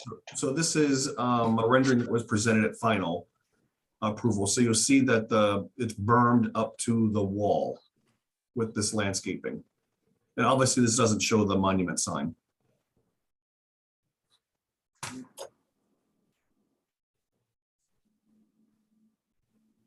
So it looks like there's 2 or 4 Palo Verde trees along the front here, and then lower plantings along the sidewalk.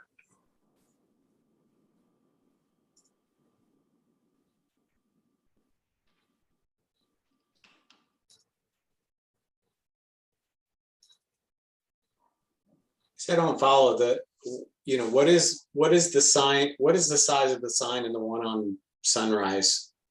36-inch logos. That's a 36. Mhm. And they can't do that again?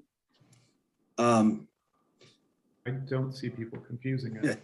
They are not usually. It takes longer to get it approved, and it's very difficult to get them approved. Well, currently, you present it as if they're doing us such a favor, but currently it does not meet code to have anything up there. Absolutely correct. Right. The sign program amendment is asking for 2 additional signs in the building beyond what the code would allow. Right. We get 1. Now, again, like you said, they're always open to trying to figure things out. We had only switched from the logo to the other because the MSP in general approved the lettering over. It appeared that you guys didn't really care for large logos at all. So we went away from the logo because we didn't want to have 2 hurdles. 1, asking you for a sign. 2, asking you for a sign that that is much larger than what you currently allow, right? We would prefer to do logos. We really would. And it would be wonderful to be able to do, we could also, if we had the monument out there and that had the logo and drive-through, we could pull the drive-through off those and just put a logo up there. And maybe that would be okay being smaller, right? Because it doesn't have to match up with the other stuff. If we put a couple of 48-inch or even 36-inch or partway in between, 42 inches, we could build custom ones that they would probably approve. For the 2 sides versus the one facing the street. What is it that you would rather see, I guess, is the bigger combination. We definitely want to make sure we give you guys what you prefer and what you'd like, right? I think the consistency, this is all on Sunrise. I think consistency would be within the Starbucks chains that we're seeing would make sense. Right, and that's what Starbucks is trying to do across the whole country, right? But we can't do that here. So, but I understand your point on that as well. And if you would prefer that we do logos with the drive-through below it, then we can do that. The question is just becomes the size that you would allow here. I think consistency would be 36.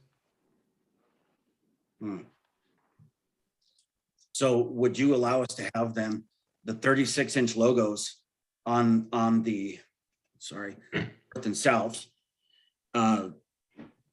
and facing Sunrise? Or so now you're saying 3 instead on Sunrise, you're saying instead of lettering saying Starbucks drive-through, change that to a logo also? I'm okay with the Starbucks drive-through on Sunrise. Okay. So we could leave Starbucks drive-through on Sunrise and then have a logo on the north and the south. And I question if you need to say logo on the north, logo, if you need to say drive-through. People know that these freestanding Starbucks are drive-throughs. So I think just having the logo so that people can identify it as Starbucks is probably all that's really needed. Well, and if we could just have it on the facing east and then not put it on the north and south, I think that would be okay, because then we don't have the drive-through juxtaposed to the size of logo, which is the bigger problem with corporate and having the smaller logo. Well, I just, on your package, I just drew in an approximate 36-inch diameter logo, and it's plenty big for the north and south side. I don't think you really, because your Starbucks is at 16 inches, so double that is 32. You can see there's not a whole lot more room for a much larger logo than 36. Yeah, you know, whatever in the end you're going to like and the community is going to enjoy, I can push them towards and try to get that right. The biggest thing, if we can come up with something that works for you guys and I know would work for them, then we can do that. If we don't have drive-through on the north and the south, and if we could do the 42-inch logo even, I'd be happy with 36. If the monument and the two 36-inch logos, no drive-through, and then a Starbucks with drive-through facing east would be wonderful.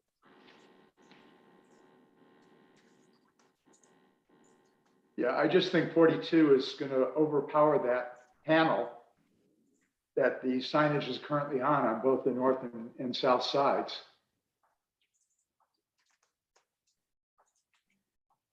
Well, we know we're asking for quite a bit. It's, you know, it's our standard to go larger than that, but we also want to fit in the community that we're in.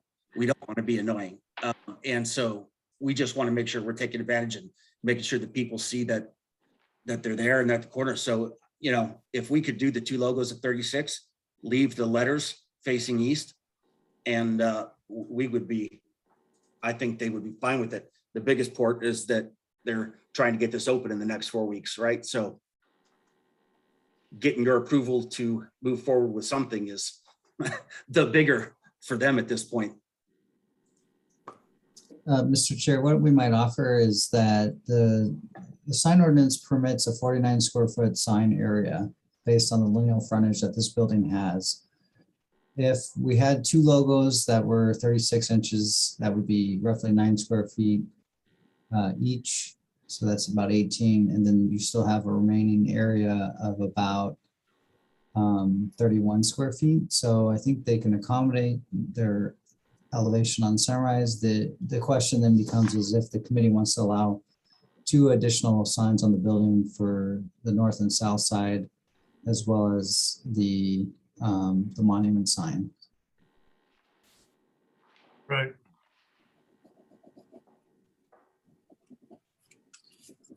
I think it would look better with the two logos on the south and north, and then written on the east side than the way it's currently proposed. We would be happy with that. Ecstatic.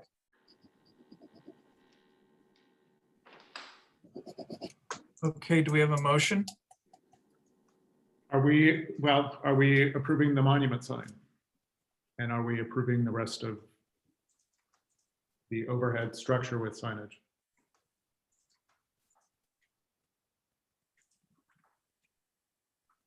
I personally don't have a problem with the rest of it, honestly. Okay. Yeah, I think a lot of it just gets buried in the landscaping and between the buildings. Okay. Anyone with the motion? Motion to approve with the north and south elevations to have a 36-inch round logo, and the east elevation to remain as shown. And to approve the monument sign? Yes, and to approve the monument sign. Do we have a second? I'll second. Robert, all in favor? Aye. Aye. Hey, Wonderful. Thank you, gentlemen. Okay, hey, item, Tom, I'm having a little issue. I've got to get home, and my wife's traveling this week, and I've hard to air all this right now, but I've got a nanny I've got to get home and relieve. And Okay, well, we will still have a quorum if you have to leave now. I know you're not going to be with us for the last item anyway. Yeah, sorry about that, folks. Well, it's later than our normal meetings, so we can understand. Yeah, okay, thank you. Talk Thank to you, you. Sean. See you at the next one. See you in a week, I think. Two. Okay, under new business, item number 6, Carlo Parente Architecture on behalf of Bob Faust for a major architectural application to construct a 1,025 square foot single-family residence with the maximum building height of 17.3 feet on a 5,755 square foot hillside parcel located at 2265 Rim Road. Staff report, please. Yes.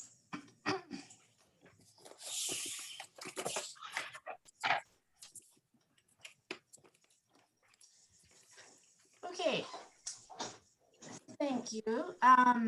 This is a proposed new hillside single-family residence. The project site is a substandard vacant lot in the RV Cove neighborhood. And this is just to show the site's topography. The topography of the site slopes down from its southeast corner to its northwest corner by approximately 14 feet. The project site is adjacent to existing single-family residences on the south and east sides, and on the other side of the street, which is Rim Road, is a mountain. And excuse me, as you see on this plan, there's an existing private access road in the south portion of the property. This is a proposed residence. The lot size is 5,755 square feet, and the proposed residence is 1,025 square feet with a maximum building height of 17.3 feet and a lot coverage of 41.8, and proposed front yard setback is 10 feet. The applicant has submitted an administrative minor modification application in conjunction with this major architecture review application. The project site will be accessible from its south side where the access road is located. When you try to get into the property, the first you see a carport and then it leads to the residence in the rear portion. And the applicant is proposing a large pool in the west portion of the property, and the north side, which is a side yard in the back, that's going to be a landscape area, and the pool equipment will be located there as well. This is just to show the floor plan of the proposed residence. Again, the project proposes a carport in the south area, which leads to the residence, which includes a studio area, a bedroom, kitchen, a fireplace, living room, and so forth. These are the elevations renderings submitted by the applicant, just to show what the proposed residence will look like. The construction materials include board formed concrete, plywood, coated steel, anodized aluminum window system, and galvanized steel grating. The proposed landscape is very minimal. The project proposes to retain a large portion of the existing hillside landscape, and the proposed landscape is intended to accentuate the proposed residence. The proposed residence retains the height of 11 feet and 6 inches for the most part.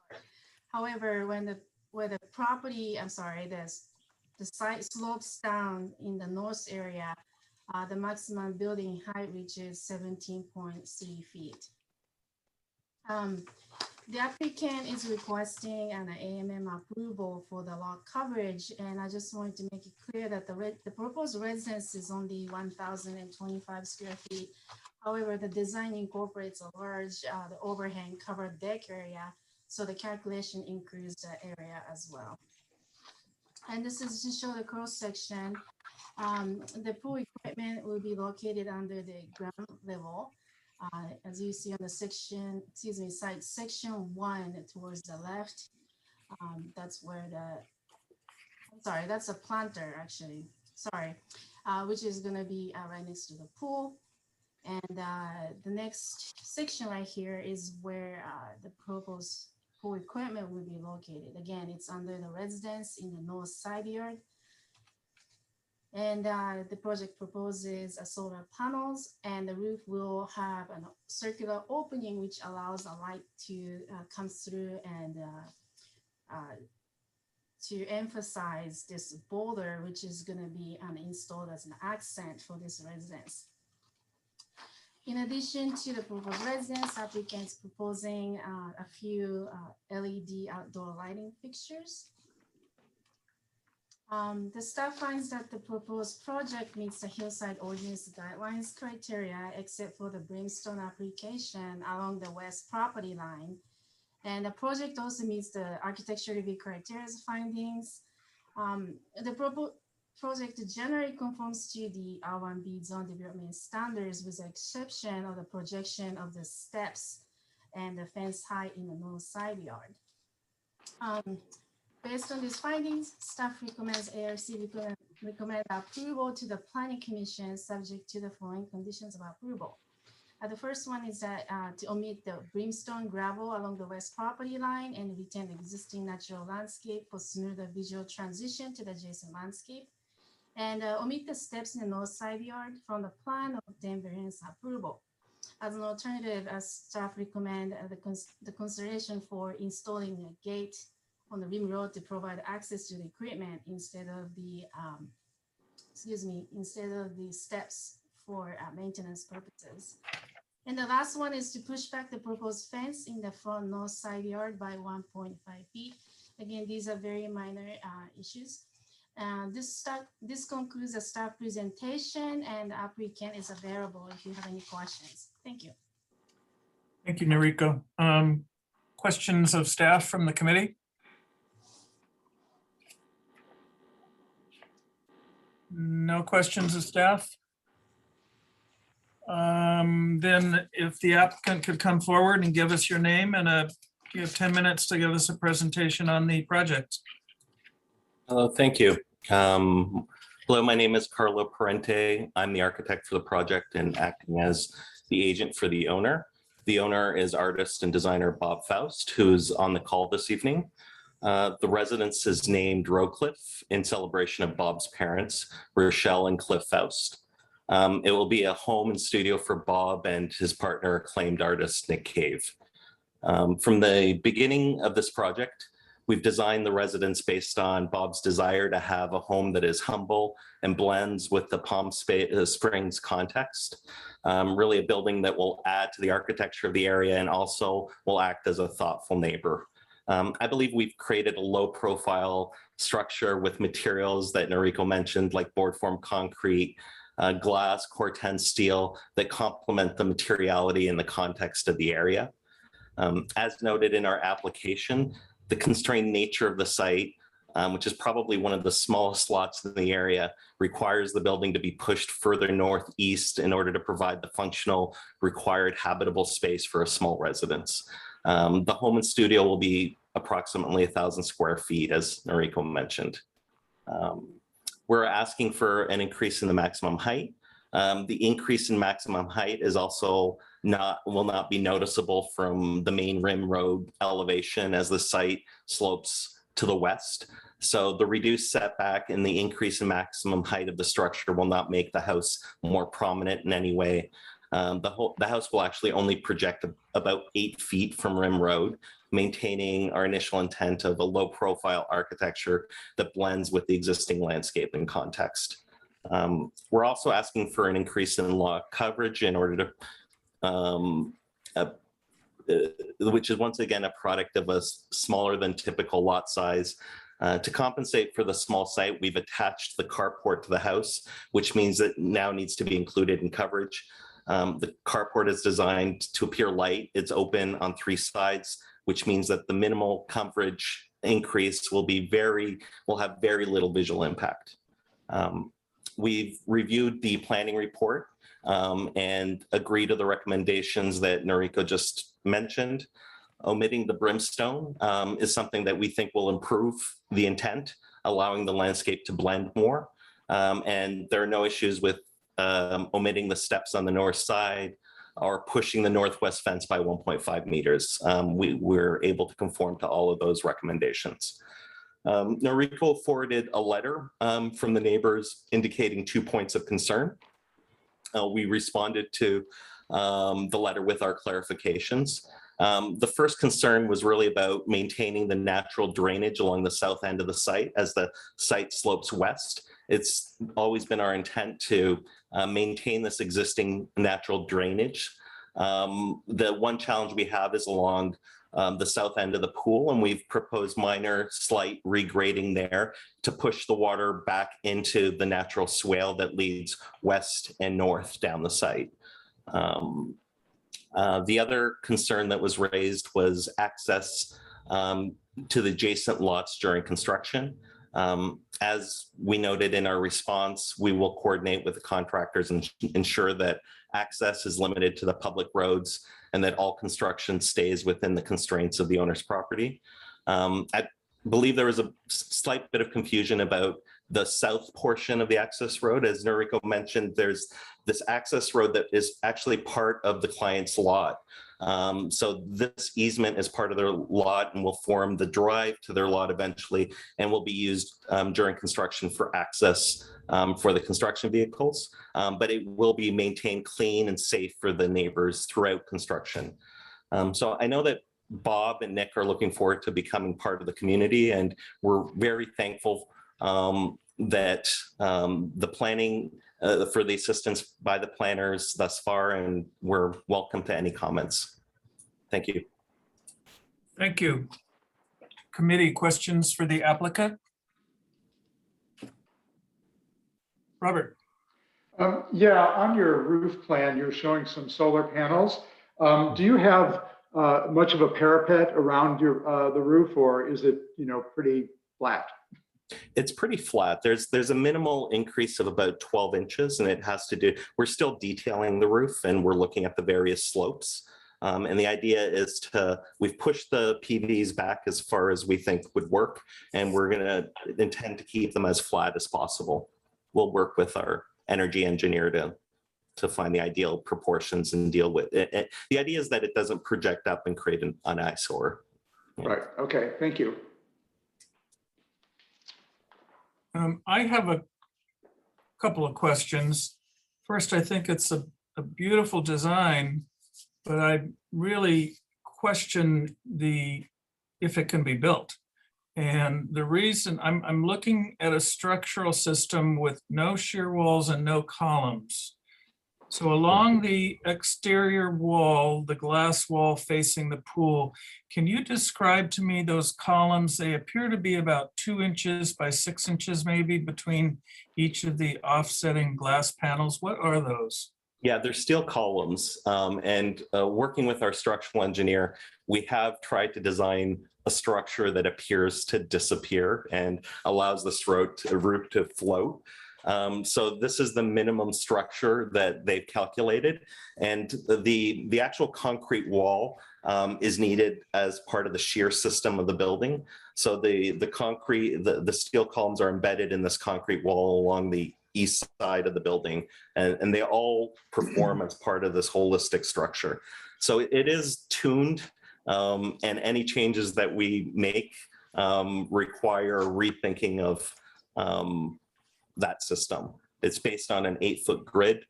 Everything is actually based on a 4-foot grid in this project to be as efficient as possible. Yeah. Does that answer your question? In the northeast corner, the roof cantilevers about 20 feet. That's correct. Off of a little small column. I just can't imagine that's possible. Yeah, it's a light roof. It's a corrugated metal roof with roofing and insulation on top.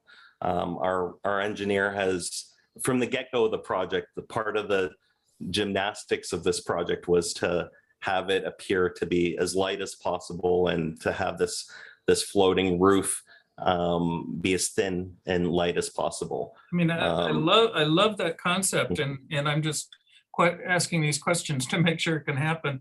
Have you done a preliminary Title 24? I think this house that's all glass with just a little bit of insulation in the roof will be very difficult to comply with Title 24. We have not done a Title 24 study. Okay. In the roof, on the roof, you show roof drains kind of in the middle of the roof. Then I assume the drain pipes from those drains pops down into the room below. And then you have a pipe that's running over towards the fireplace massing from those roof drain locations. Those pipes will all be exposed?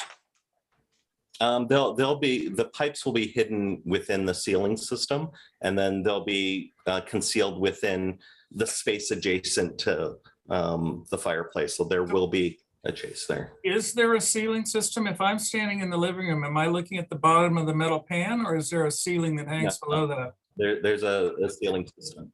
Yeah, there's a drop ceiling system. In that 6-inch space? Yes, there's a plywood ceiling that's dropped. You can see it better probably in some of the renderings. Let's see. Maybe the rendering looking looking southeast, number 3 on 801. You can see that light colored wood. And looking east, again, you can see where the glass meets the canopy. You can see that there's a light wood tone color that represents the drop ceiling condition. The lighting, you're showing a few a few wall-mounted lights at doorways. Are there any cans in the ceiling of the cantilevered overhang? Any lighting in the ceiling? So there's no lighting under the deck at all? Not in the exterior deck at all. There's no lighting in the exterior deck. Oh.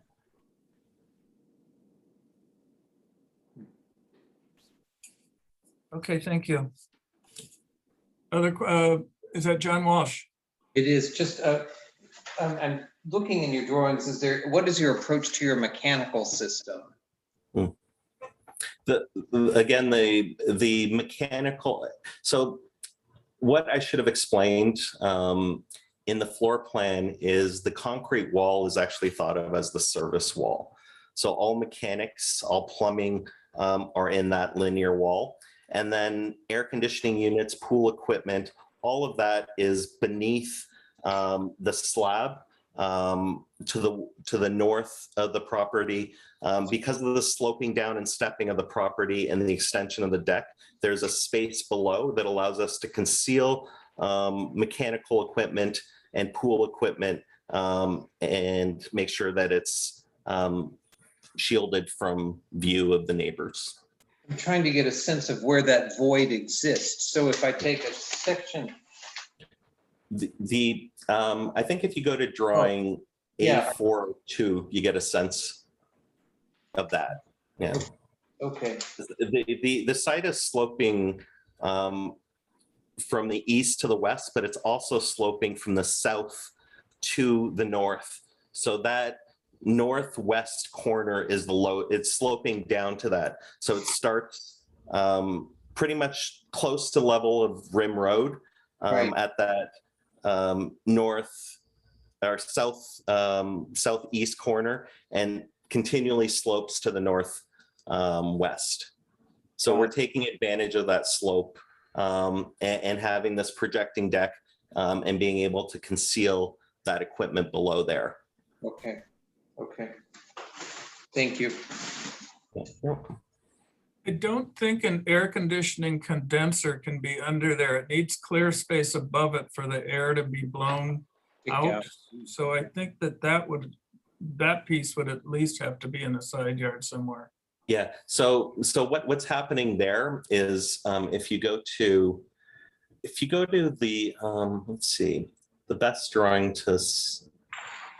If you go to drawing A41, drawing number 2, you'll see that there's a step down. And the idea is that there's the galvanized grating serves as a ceiling for that condenser unit that's stepped down from the deck proper, so that you're getting all the free area that's required for the condenser unit. Okay, thank you. Other questions of the applicant? Yeah. Thank you. Do we have any members of the public who would like to make comments on this project? Yeah, hi, I'm Dan Fast and Tom O'Brien. We live right across the street from the proposed project. We think it's a beautiful house. We think it's just, I mean, whatever architectural, modifications need to be made, that seems to be up to other people. We think it's just really good to look at, and I think it'll be a really good neighbor, and we look forward to welcoming, Bob and Nick to the neighborhood. Our concerns are about access. Couple of things, and drainage. One is the access road that's shown on A101 and A102. There are 5 houses on that access road, and we had assumed, I'm not sure how correctly, that belonged to the 5 of us, and we just paid to have it repaved. There is drainage issues when it does rain down that access road, because it does slope downhill to the north. And there is a drainage channel right under the proposed driveway, which you may be very familiar with. One of our concerns is that water would be diverted away from that natural drainage further onto the access road, and create a flooding problem further down the access road. Second concern about the access road is that there are 5 houses along there, which will need to be able to get in and out, pretty regularly. And I work at home, so I have people coming in and out, pretty much all day, or at least half the day. So that needs to be considered. Third, Rim Road is fairly narrow. It is a street maintained road. However, many of you know that further down Rim Road to the east, it is private. And so when Araby floods during the winter, then Rim Road is the only access in and out of our neighborhood at all. And so if there are trucks at all impeding, traffic up and down Rim Road, you will have a lot of very unhappy neighbors who use that very actively, as well as delivery trucks, etc., because there's only 2 roads in and out of our neighborhood. Something which just came to mind as I was thinking about this is reflection from sunset. The Gary Disney concert hall example coming to mind of unintended consequences, that when the sun sets and the light is bouncing off of whichever way the windows face, if it will be, reflected into the 2 houses right across the street. It may not be very serious or very long, but that may be an inconvenience. Our house doesn't really face that way, so it may not be an issue. I think those are all of our issues. I think so. And the other is that we've had a lot of people coming in.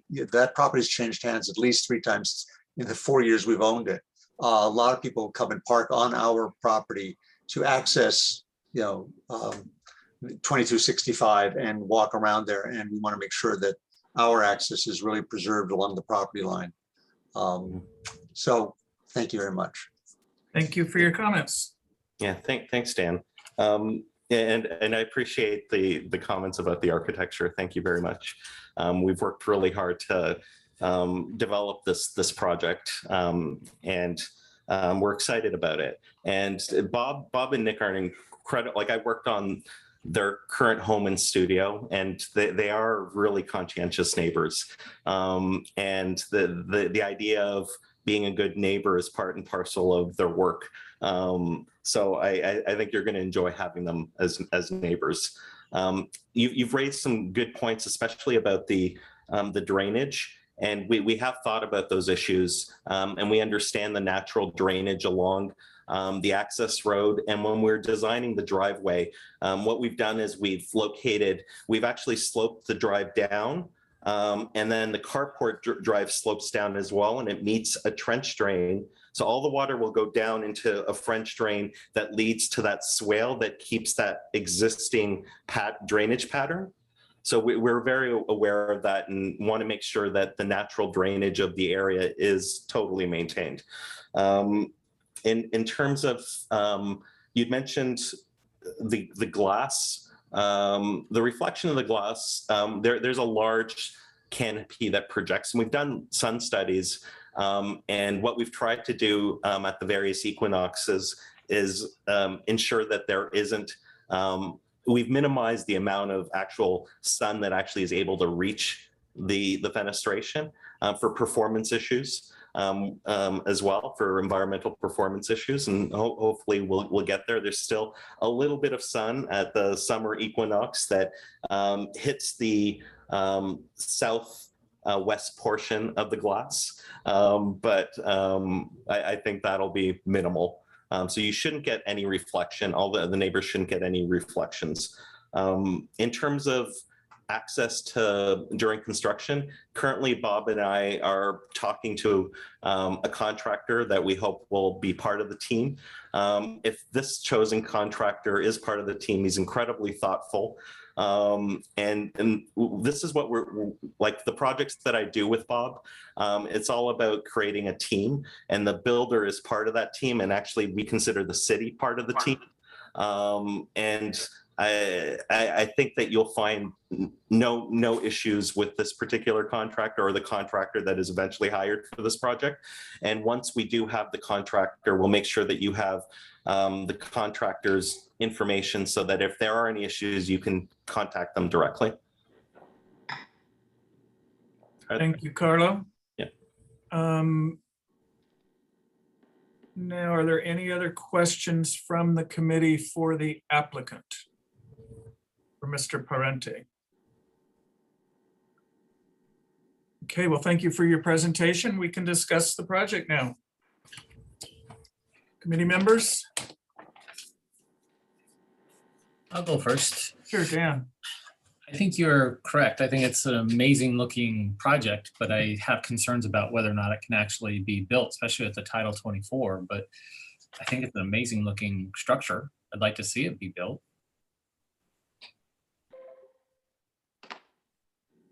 Thank you. John McCoy? I'm good. I think it's great. I would. Great, thank you. Look forward to your comments. John Walsh? Yeah, I think it's intriguing. Sites like that always catch the attention of architects. And because it's sort of like you've taken lemons and made it into lemonade. It is the last parcel to sort of be developed. A couple things that I think Tom is cautioning Chairman Jigway with respect to, you've got two things that are forced limits on you. One is it's an extremely tight site. You're absolutely down to the inch, down to the 1/8 of an inch. And then the second is the building system itself. It's very unforgiving. So, we wish you well with it and want to see it come to a successful fruition. But I think it will carry with it challenges and expense, and but from an architectural standpoint, it is intriguing and attractive. Thank you. Stephen, anything? Nope. I just echo other comments. It's gorgeous. I think it's really it'll be a special piece in the valley. But again, I would also recommend going to, finding a Title 24 engineer as fast as you can, because that's going to be a big factor in getting this thing, buildable. Thank you. Do we have a motion? Motion to approve. And staff comments? Yeah. Okay, we have a motion to approve with no comments, seconded by Mr. Rotman. No, sorry, with staff comments. Oh, with staff comments. Yeah. Yes. Okay, all in favor? Aye. Aye. Any opposed?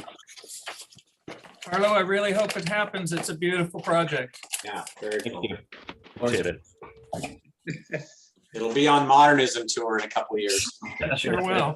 It will. Okay, item number 7. I do want to note that Mr. Lockyer has asked to be recused from this particular item, even though he's not here. He also did want to recuse himself from this item. O2 Architecture on behalf of Mike Flannery for a major architectural application to construct a 5,907 square foot single-family residence with the maximum building height of 24 feet on a 31,363 square foot hillside parcel located at 775 West Vistachino Road. Staff report, please. Yes.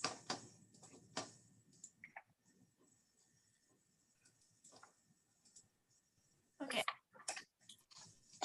As introduced, this is a proposed single-family residence at 775 West Chino Canyon Road. The project site is a standard size hillside lot in the Little Tuscany neighborhood. And the site's topography slopes down from its northwest corner to southeast corner. The elevation difference between the highest and the lowest point is approximately 21 feet. And these are the images of the site's surroundings landscape. The project site is adjacent to existing single-family residences on all sides. And this is just to show the view taken from the project site. And this is the proposed design of family residence. Oops, excuse me. The lot size is 31,363 square feet, and the proposed residence is 5,907 square feet. The lot coverage is approximately 18.2%. The project proposes a 2-story construction with a maximum building height of 24 feet. And the applicant is also proposing a 10-foot front yard setback. And the applicant has submitted an administrative minor modification to request deviations from these requirements for building height and a front yard setback. This is a proposed site design. The site is accessible from Chino Canyon Road via driveway, which leads to the garage and a parking area. Just to show how the property will look like and access will be, particularly the image at the bottom. This is the view taken from the Chino Canyon Drive side. As I mentioned, the driveway leads to a parking area, and you see the 2-story construction in the mid portion of the proposed residence. So this is just to show the floor plans that are proposed for the ground level and the upper level. The ground level will accommodate a garage, living room, a kitchen, and the bedroom spaces. And the 2nd-story portion will accommodate additional bedrooms. And proposed construction materials include the plaster walls, expanding the structure steel, seam metal facade system, and horizontal expensive glazing area. And this is a view taken from the south elevation, and the image below is a west elevation. As I mentioned earlier, the 2nd portion will be limited to the central portion of the proposed residence.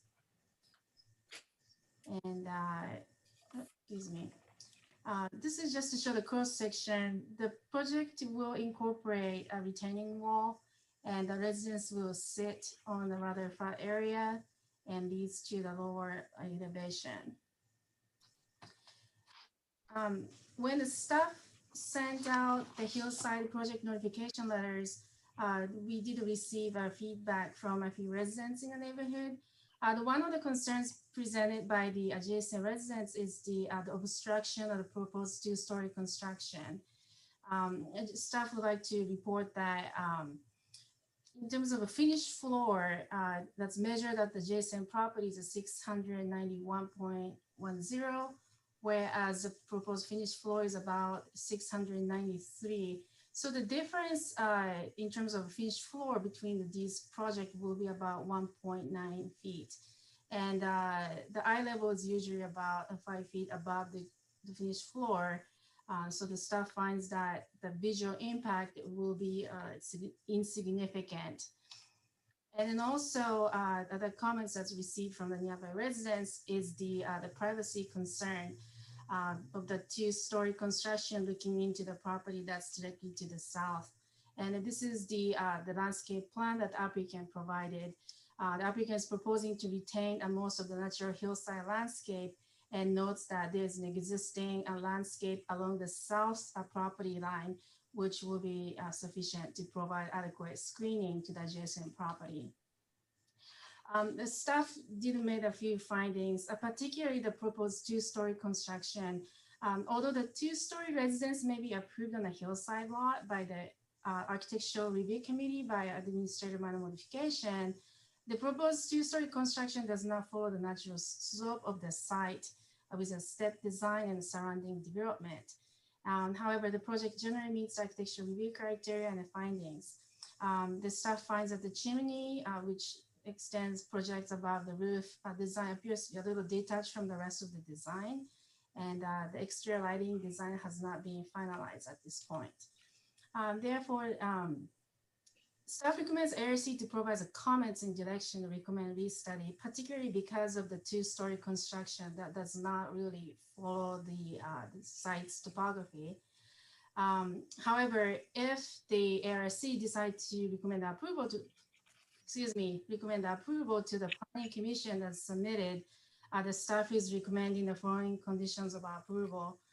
The first one is to better incorporate the chimney design into the overall design of the building. And the second is that outdoor lighting fixtures to conform to the requirements of the city's outdoor lighting standards. And the design of the such fixtures shall be compatible with the design of the residence. This concludes the staff presentation, and applicant is available if you have any questions. Thank you.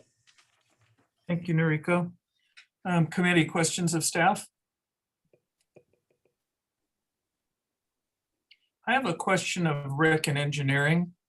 The bottom corner of this site touches a cul-de-sac on Tuscan Road.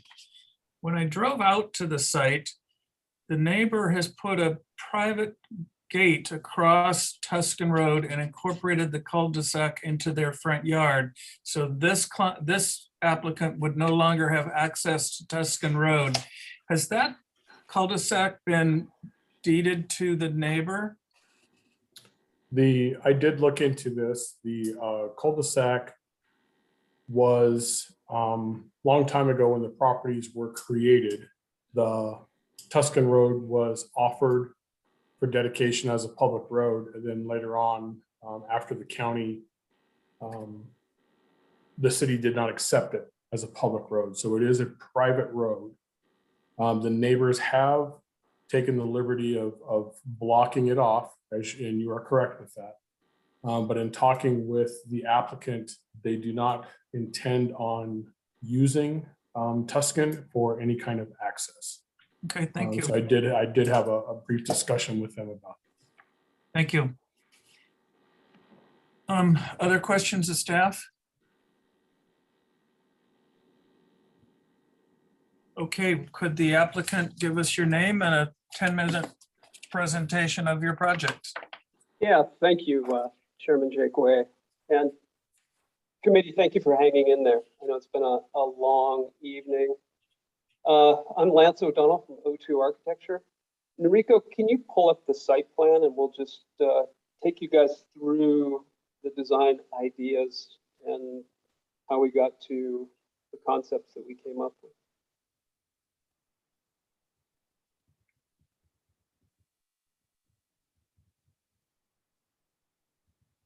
Can you, blow that up? So one of the things that one notices along Chino Canyon Road is the large right-of-way between the paved portion of the road and where the property line is. So the property line sits quite a ways back from the paved portion of Chino Canyon Road, which is typical of these hillside areas where when the roads were built, somebody sent a bulldozer up the road. They pushed all of the rocks onto one side of the right of way and then paved the other part. So everybody on Chino Canyon Road shares this additional buffer. And one of the things that I knew when I lived in the neighborhood was that the rural character and feel is why people love to live there.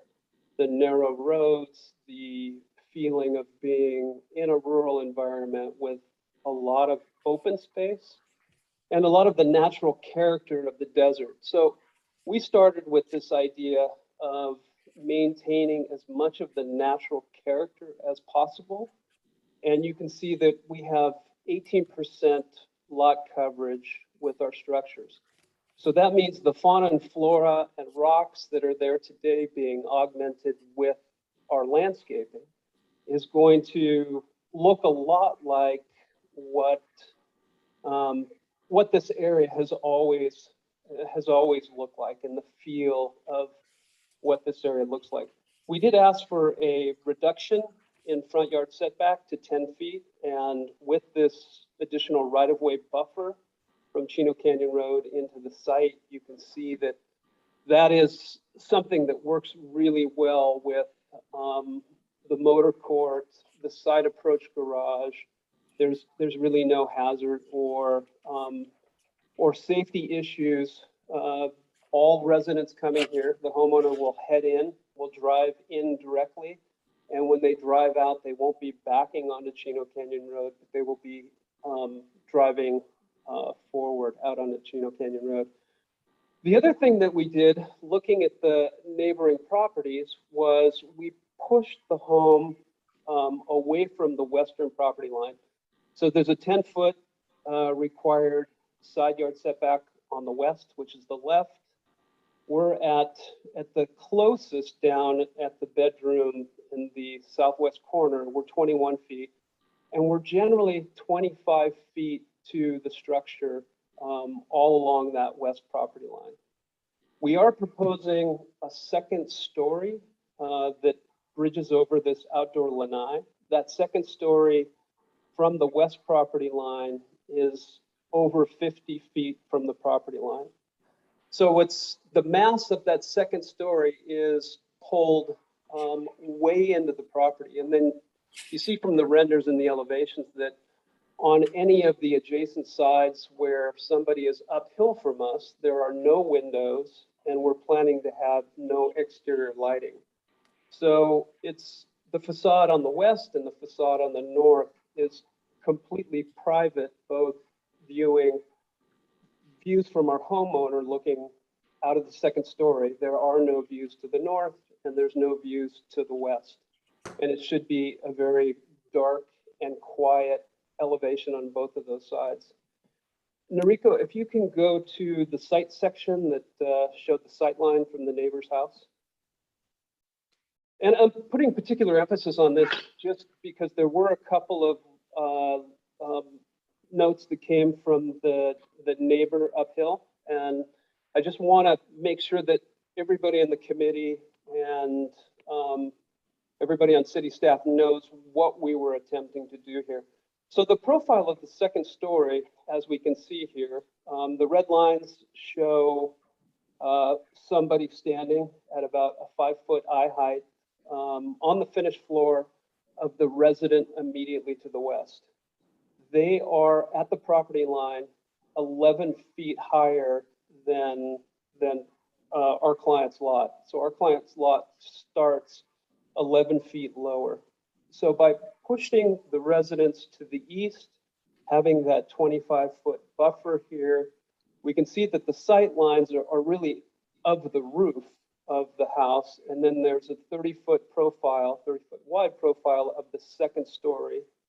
Of the 180-degree view that one would have from up above, it takes out about 15 degrees of that 180-degree view. And as you can see from the red line, somebody standing up is looking actually over the top of the roof, which brings up a couple of concerns that we would have as well, which are, is there anything reflective or glary or otherwise offensive on that roof. We did propose to put the solar panels up there, but in discussions with the design team, we can move the solar panels off that roof so there are no offending glare situations that might occur at sunrise or between sunrise and say 8:30 in the morning when the sun's coming up in the east. So I did want to contrast this by a right of zone proposal. So if we just came in and said, we're going to build a house on the minimum setback and we're going to use standards that nobody would question. In other words, they're baked into the zoning code, and this wouldn't even be a public hearing. This would have been something that, because it's Hillside, we would have had to go through this process, but it would have been perhaps on the consent calendar. So if we go to the minimum setback and we stick at the existing finished floor level that we have for both the lanai and the lower level here, we would go up 12 feet at the minimum setback. And then at a 3-to-1 slope, we could go up to 18 feet. The profile, and I'm sorry I don't have a diagram to show this, but the profile would be essentially what we have here. It'd be within 18 inches of the blocking of the view that we're getting with the second story. So imagine we do a right by zone project. We go to the minimum setback. We go up 12 feet. We go up at a 3-to-1 slope. And then we run it all the way down the west side of this property. Not only would there wouldn't be a 12 or 18 degree cone of loss of a particular view. There would be a loss to the neighbor of over 50% or 60% of the view that they enjoy today. And that's a project that wouldn't be controversial at all. It would be, we would have every right to do that project. And so what I'm trying to demonstrate by contrasting what somebody could do without much review or thought or particular design would be to design something that would be completely blocking views for a much, much greater extent. So what we've chosen to do, push the house to the east, make the second story element without any windows, without any privacy issues. And then what we want to do is we want to landscape between the two properties so that it is a pleasant view, both from our property and from the neighbor above. They don't want to be looking down at the roof, and we all know that roofs get dirty. This will be a single ply membrane roof. It'll be not an offending or bright color, but it's still over time going to accumulate dust and dirt. And so with some landscaping similar to what we have there, maybe even lower, we're going to have what we feel is a very neighborly situation between these two homes. There was also some concern brought up about privacy to the south. Noriko, can you go to one of the aerial views, please? One that shows more of the context. I think it's a Google Earth view if you have one. So in this view here, in the left-hand view, we see that there's mature landscaping. That landscaping is part and parcel to living in this area. If one were developing a home here in the 1930s or 40s, the wind and the environment, because there was very little development, would have been very harsh. Now there's the Desert Water Agency water tanks with their landscaping, which tends to filter and slow down the wind. But there's a lot of mature landscaping, both to the west of our project, all along the west. There's an existing power pole that's there as well. And then to the south, and the neighbor that has a swimming pool, there's very lush and deep landscaping. We have, the only intent we have there is to augment again with desert drought tolerant landscaping, creating a canvas here, a landscape that allows the desert to exist as it always has. So with a 19 or 18% lot coverage, and then to use as much impervious pavement as possible, this site should be much like it is today, with obviously a new architectural home on it, but with lots of open space to enjoy, both for view protection of the neighbors and just for the common open space and relief that exists today on that site. I'd be happy to take any questions, but that's kind of the overall thrust of what we were trying to achieve with this project.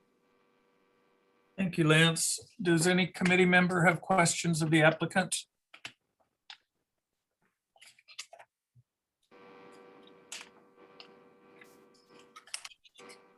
My question is kind of a comment.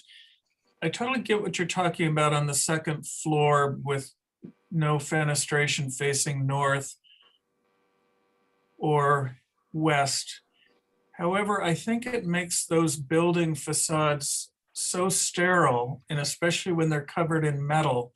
And when we look at the front elevation, the upper floor, the metal cladding on the upper floor is taller than the plastered wall of the lower floor. Noriko, can you go to the north elevation, please? Sheet A 2.1. So I'm just wondering if you would consider or investigate some sort of penetrations in this wall, and maybe not even windows, but something where it's not just a continuous straight wall of metal. Maybe some clear story, maybe something to just soften that elevation. Yeah, it's a good suggestion. So animating that wall a little bit more, giving some relief to both the verticality and adding some features in there. Yeah, we'd be pleased to explore that. Okay. So you mentioned moving the solar panels off the top roof. What is the new location for the panels? We could, the next location that we found, so we work with Hot Purple Energy, the local solar provider. They've worked with us for over 15 years. And well, that's a little bit exact, about 12 years. And we've perfected this really low slope system where there's about 2 inches to 2.5 inches between the front of the panel and the back of the panel. So we would put them flat on the garage and or on top of the guest casita. We'd have to pull them pretty far back so that December 21st, the winter solstice, we weren't shading them unnecessarily, but we've looked at it quickly and we think either the garage or the casita both work. Okay. Any other questions for the applicant? I have one. Dan. Hey, Lance, what about what Nico mentioned about the fire flue that's kind of just sticking up there? Have you thought about how you'd redesign that a little? Yeah. No, that's a good question as well. That is the flue that's coming from the fireplace on the lanai. So we're having to weave that up through the second floor element. We've looked at a design where we can eliminate the flue completely and we can recirculate the heat out into the open space of the lanai without having that flue up there. So we'd be happy and pleased to make that thing go away. Probably look better with it gone. Agreed. So you would still have a flue, wouldn't you, from that hanging suspended fireplace that's in the bedroom? You know, that's one of those alcohol burning. So there's no combustion air, nor is there a need to get rid of the hot gases. Any other questions of the applicant? Do we have any people from the public who would like to make comments on this project? Yes, I would. Carly Barocas. Carly, thank you, please. So my husband, Howie, he's on the line as well. We are the house at 1725 North Tuscan, the house directly south. And given the elevation of the lot and the second story, we're really worried about the effect on our privacy. If you go out and stand in our yard, the lot behind us where this house will be developed is higher in elevation and then adding a second story, it's going to stare directly down into the room that is our bedroom and our yard and pool area. There is some existing landscaping, but that's something else we need to talk with the owners about, as trees that border our pool area completely wreck our pool the entire spring because of the foliage that's on them. It comes directly into our yard, so those do need to be removed. And so we wanted to raise that concern because I feel like our privacy with that second story will completely be gone. And I know there's been a lot of attention, Lance, that you gave to blocking the view of the properties above, but I don't feel like our privacy's been taken into consideration because it will be completely evaporated with the second story. So we think some additional consideration needs to be given to having a second story on the house there. May I dovetail onto Carly's comments? Sure, Howie, thank you. Yeah, thanks. I think, first of all, I think it's a beautiful house. The design, I think it would look perfect in Desert Palisades. So, you know, and you mentioned that there was consideration given to the east and the west with no windows on either side, but from where we sit, it's nothing but windows. So I don't think there was a lot of consideration there. And yeah, Carly's point about the trees. Lance, I think you used the word lush. It's a subjective term. I don't know if I'd call the landscape lush that is currently in place. So yeah, those are our concerns. Thank you. Mm-hmm. And just so I'm clear, you're the house that we were looking at in the photograph that's directly below this project. So you're kind of at the old, in fact, yours is the house right now where the tile on the roof is being replaced or repaired. Yes, exactly. Having solar installed. Yep, okay. Thank you. If I may respond. The only privacy, I think, comes from some landscaping we currently have, and then some trees which adversely affect our property for a good chunk of the season every year, which need to be dealt with, a separate issue. Yes, applicant can have some rebuttal, please. Yeah, thank you. Mr. Chair, if there's, just want to make sure there are some other members of the public who are on the call. If there's anyone else. Oh, I'm sorry. So Yeah. Lance, let's wait and do your rebuttal after we hear from the other public members. Thank you. Hello, my name is Bruce Cronander. Oh, Bruce, go ahead. Yes, one of the questions was already answered, and that is there will be no egress or ingress on North Tuscan Road, which was a concern of Carly, Howie, and myself. So I will take the word of the architect that there will be no construction vehicles of any sort, and there will be no ingress or egress along Tuscan on the finished property. I wanted to state that. I don't really know what the effect on our property, we're at 1700 North Tuscan, will be. I'm not sure there will be any effect from the second story, but we've never really looked at that. We are at about the same level as Howie and Carly in terms of geographically. So we don't have quite the same privacy issue, although I really support their concerns about privacy in general, because this street offers maximum privacy to those on the street and around this street. So I do want to, support their view on it. I don't think we have a privacy issue other than maybe on our driveway, but that may take some further reflection. Thank you, Bruce. Do we have other public comments? David, do you think we have any others? I don't believe there's, I think there's a couple other neighbors on the call, but it doesn't appear that they have comments. Okay, Lance, do you have your rebuttal? Yeah, thank you, Chair. Noriko, can we go back to that aerial site, well, our site plan? Our landscape plan?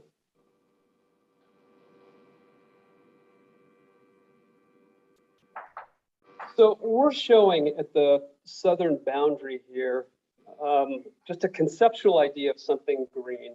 And I know our client, wants to be a good neighbor as well. So we can work with drought tolerant landscaping that would be on our property, maintained on our side, that would further create a nice buffer between the two properties. I would also add that the second story has very passive uses. There's a master bedroom, there's a home office, TV room, media room, and then there's a bedroom. So there's really no activity spaces on the second floor.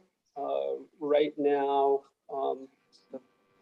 the homeowners, there's just 2 people in the family. So I can imagine there'll be lots of activity on the lanai level and in and around the pool, but activity and privacy on the second floor, while it's there is a deck there.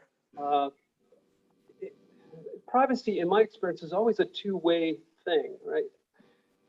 I think we all moved to the desert to enjoy the sun. So those windows facing the neighbor to the south are facing south. So they're letting the sunlight in. The home is working as a passive solar home, so low energy use. It's turning its back on the prevailing wind so that the outdoor areas are usable all year round, particularly March, April, when we get those really strong winds. So I just know that the southern sun and protection from those winds is where the most comfort and the most use of outdoor spaces occur. So I think if we looked at homes all in this neighborhood, most of them are turning their back to the wind and turning their face to the sun, which is what we're doing. So we just want to let everybody know that we'll work with folks, and if AAC or ARC wants to condition the project to have a healthy drought-tolerant landscape buffer of mesquite or Palo Verde, probably even better, less messy, along that southern or along that southern edge of our property, and then rimming the cul-de-sac as shown. We're more than happy to do that, and then we could even put in particular landscaping where a master bedroom window or something else might be on our side. Thank you, Lance. Okay, does the committee have any additional questions of the applicant? Okay, seeing none, let's have our discussion. Robert, you're the first face I see on my screen. Do you have some comments for us? No, I think it's a nice project. I like your suggestion about animating the second floor on the north side. I understand the reason for the second floor. It's such a big lot. It just seems like there might be another way to do this and not have that second floor and really honor the privacy. It seems like you're having to go through a lot of machinations to preserve privacy for the neighbors, and it's all because of the second story. And if there was a way to redesign this without the second floor, you probably wouldn't have to go through all this. So otherwise, it's a very handsome project. Thank you, Robert. Who else has some comments? I'm sure John Walsh does. John? The logic of Robert Rotman is kind of crystal clear. I think with the second story, you end up creating a problem that you then have to solve. And one of the drivers in terms of the design is a heightened sensitivity of privacy and view control. And a whole bunch of problems would just go away. if there wasn't the need for the second story. And it is such a generous site that it's kind of hard to advance the case that is needed for space planning issues or any sort of tightness anywhere. That's, yeah. Thank you, John. Stephen? I can't add anything additional. I think I agree with the concept of, the second story is problematic, and the site is large. So I'm wondering, if they want to keep the second story, I think, we need to look at, story poles or something to understand a little bit better, what we're talking about in terms of blocking views, because I think there is an issue with the the neighbor to the west. Okay, John McCoy, any comments? I will concur with what's been said, and I'll add that with the landscape plan, the great plant palette looks very good. Right now, the landscape plan doesn't match the site plan, so I will leave it at that. Thank you. Finally, Dan Thompson. I don't really have anything to add that hasn't been said, honestly. I think it's a nice looking building, but I agree that the second story is adding issues that they don't necessarily have to do. Thank you. To kind of echo Robert's comments, I'll tell a personal experience that I built a home for myself in the Mesa, and very similar to this. And there was the second story master bedroom suite. After 5 years, I sold the house, a beautiful house, but I moved out because I couldn't stand dealing with the stairs to get up to the bedroom that didn't need to be there. Do we have a motion?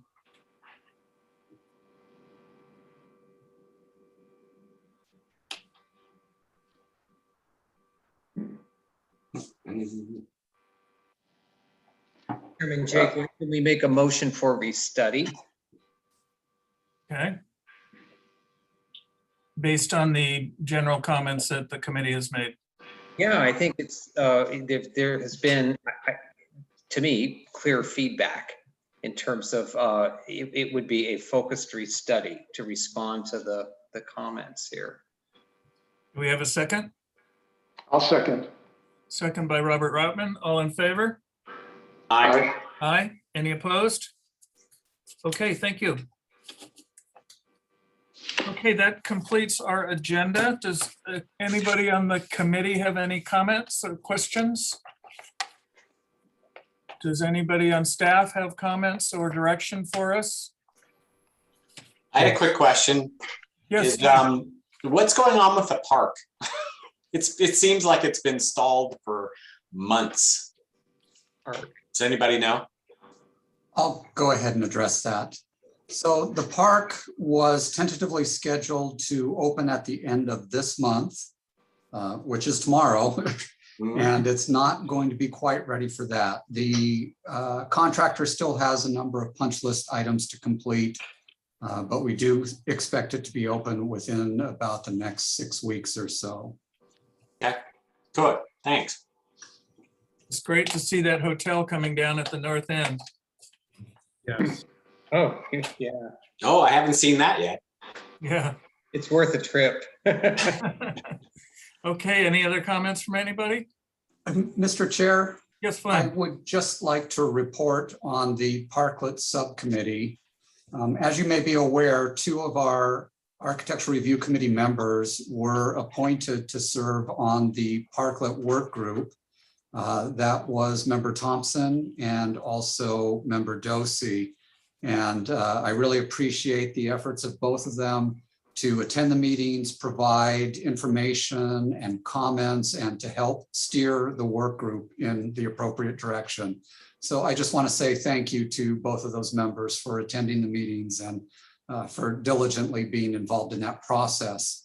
The Architectural Review Committee will continue to be involved in the process.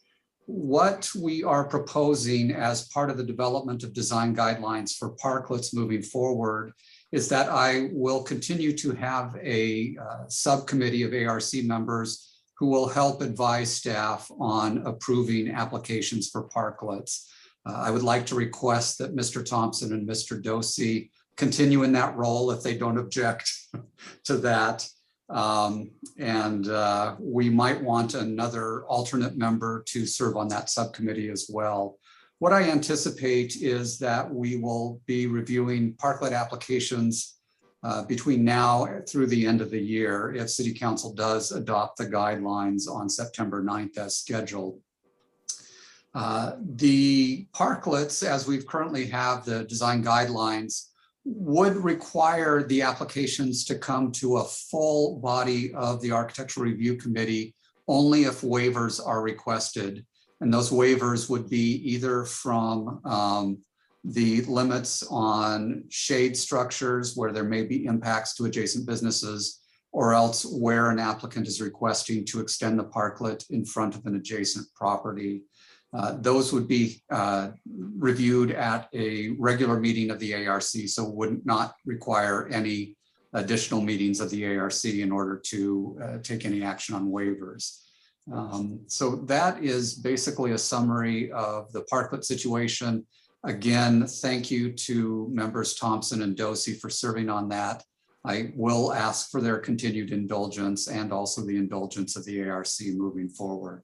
So with that, we have to answer any questions. Yeah, Flynn, so that sort of brings me to a question. So it seems like most of the restaurants have abandoned those parklets. You know, as I drive down the boulevard, almost all of them are completely empty and just, you know, empty tables and chairs sitting in the street now. So is there sort of a formal plan to wind some of those down and eliminate the K rails? And as well, the other one I'd really like to see is Arenas reopened. So I don't know if there's a formal plan for that as well. Yes, there is a formal plan for both of those items. Starting first with Arenas, we expect the street to be open at September 1st or soon thereafter. One of the parklets on Arenas has already been removed. We're working with the business owner on the reconfiguration of the second parklet. So Arenas will be open shortly. Right. In terms of the parklets that appear to be abandoned at the moment, we will have a timeline for phasing any parklets out where the owner is not going to continue that use. Anyone who wishes to continue the parklet use will need to go through the approval process and will be subject to the new design guidelines and will need to modify their parklet to conform. That does include the section of South Palm Canyon where the street narrows down to 2 lanes. You'll notice that some of the parklets extend out into the lane of traffic. They'll need to be reconfigured so we can open back up to 3 lanes of traffic again. So there is a plan and a timeline that we will implement as part of the approval process for the design guidelines. Great. Flynn, are the guidelines in a form such that you could send them to us to read through? Just about. Okay.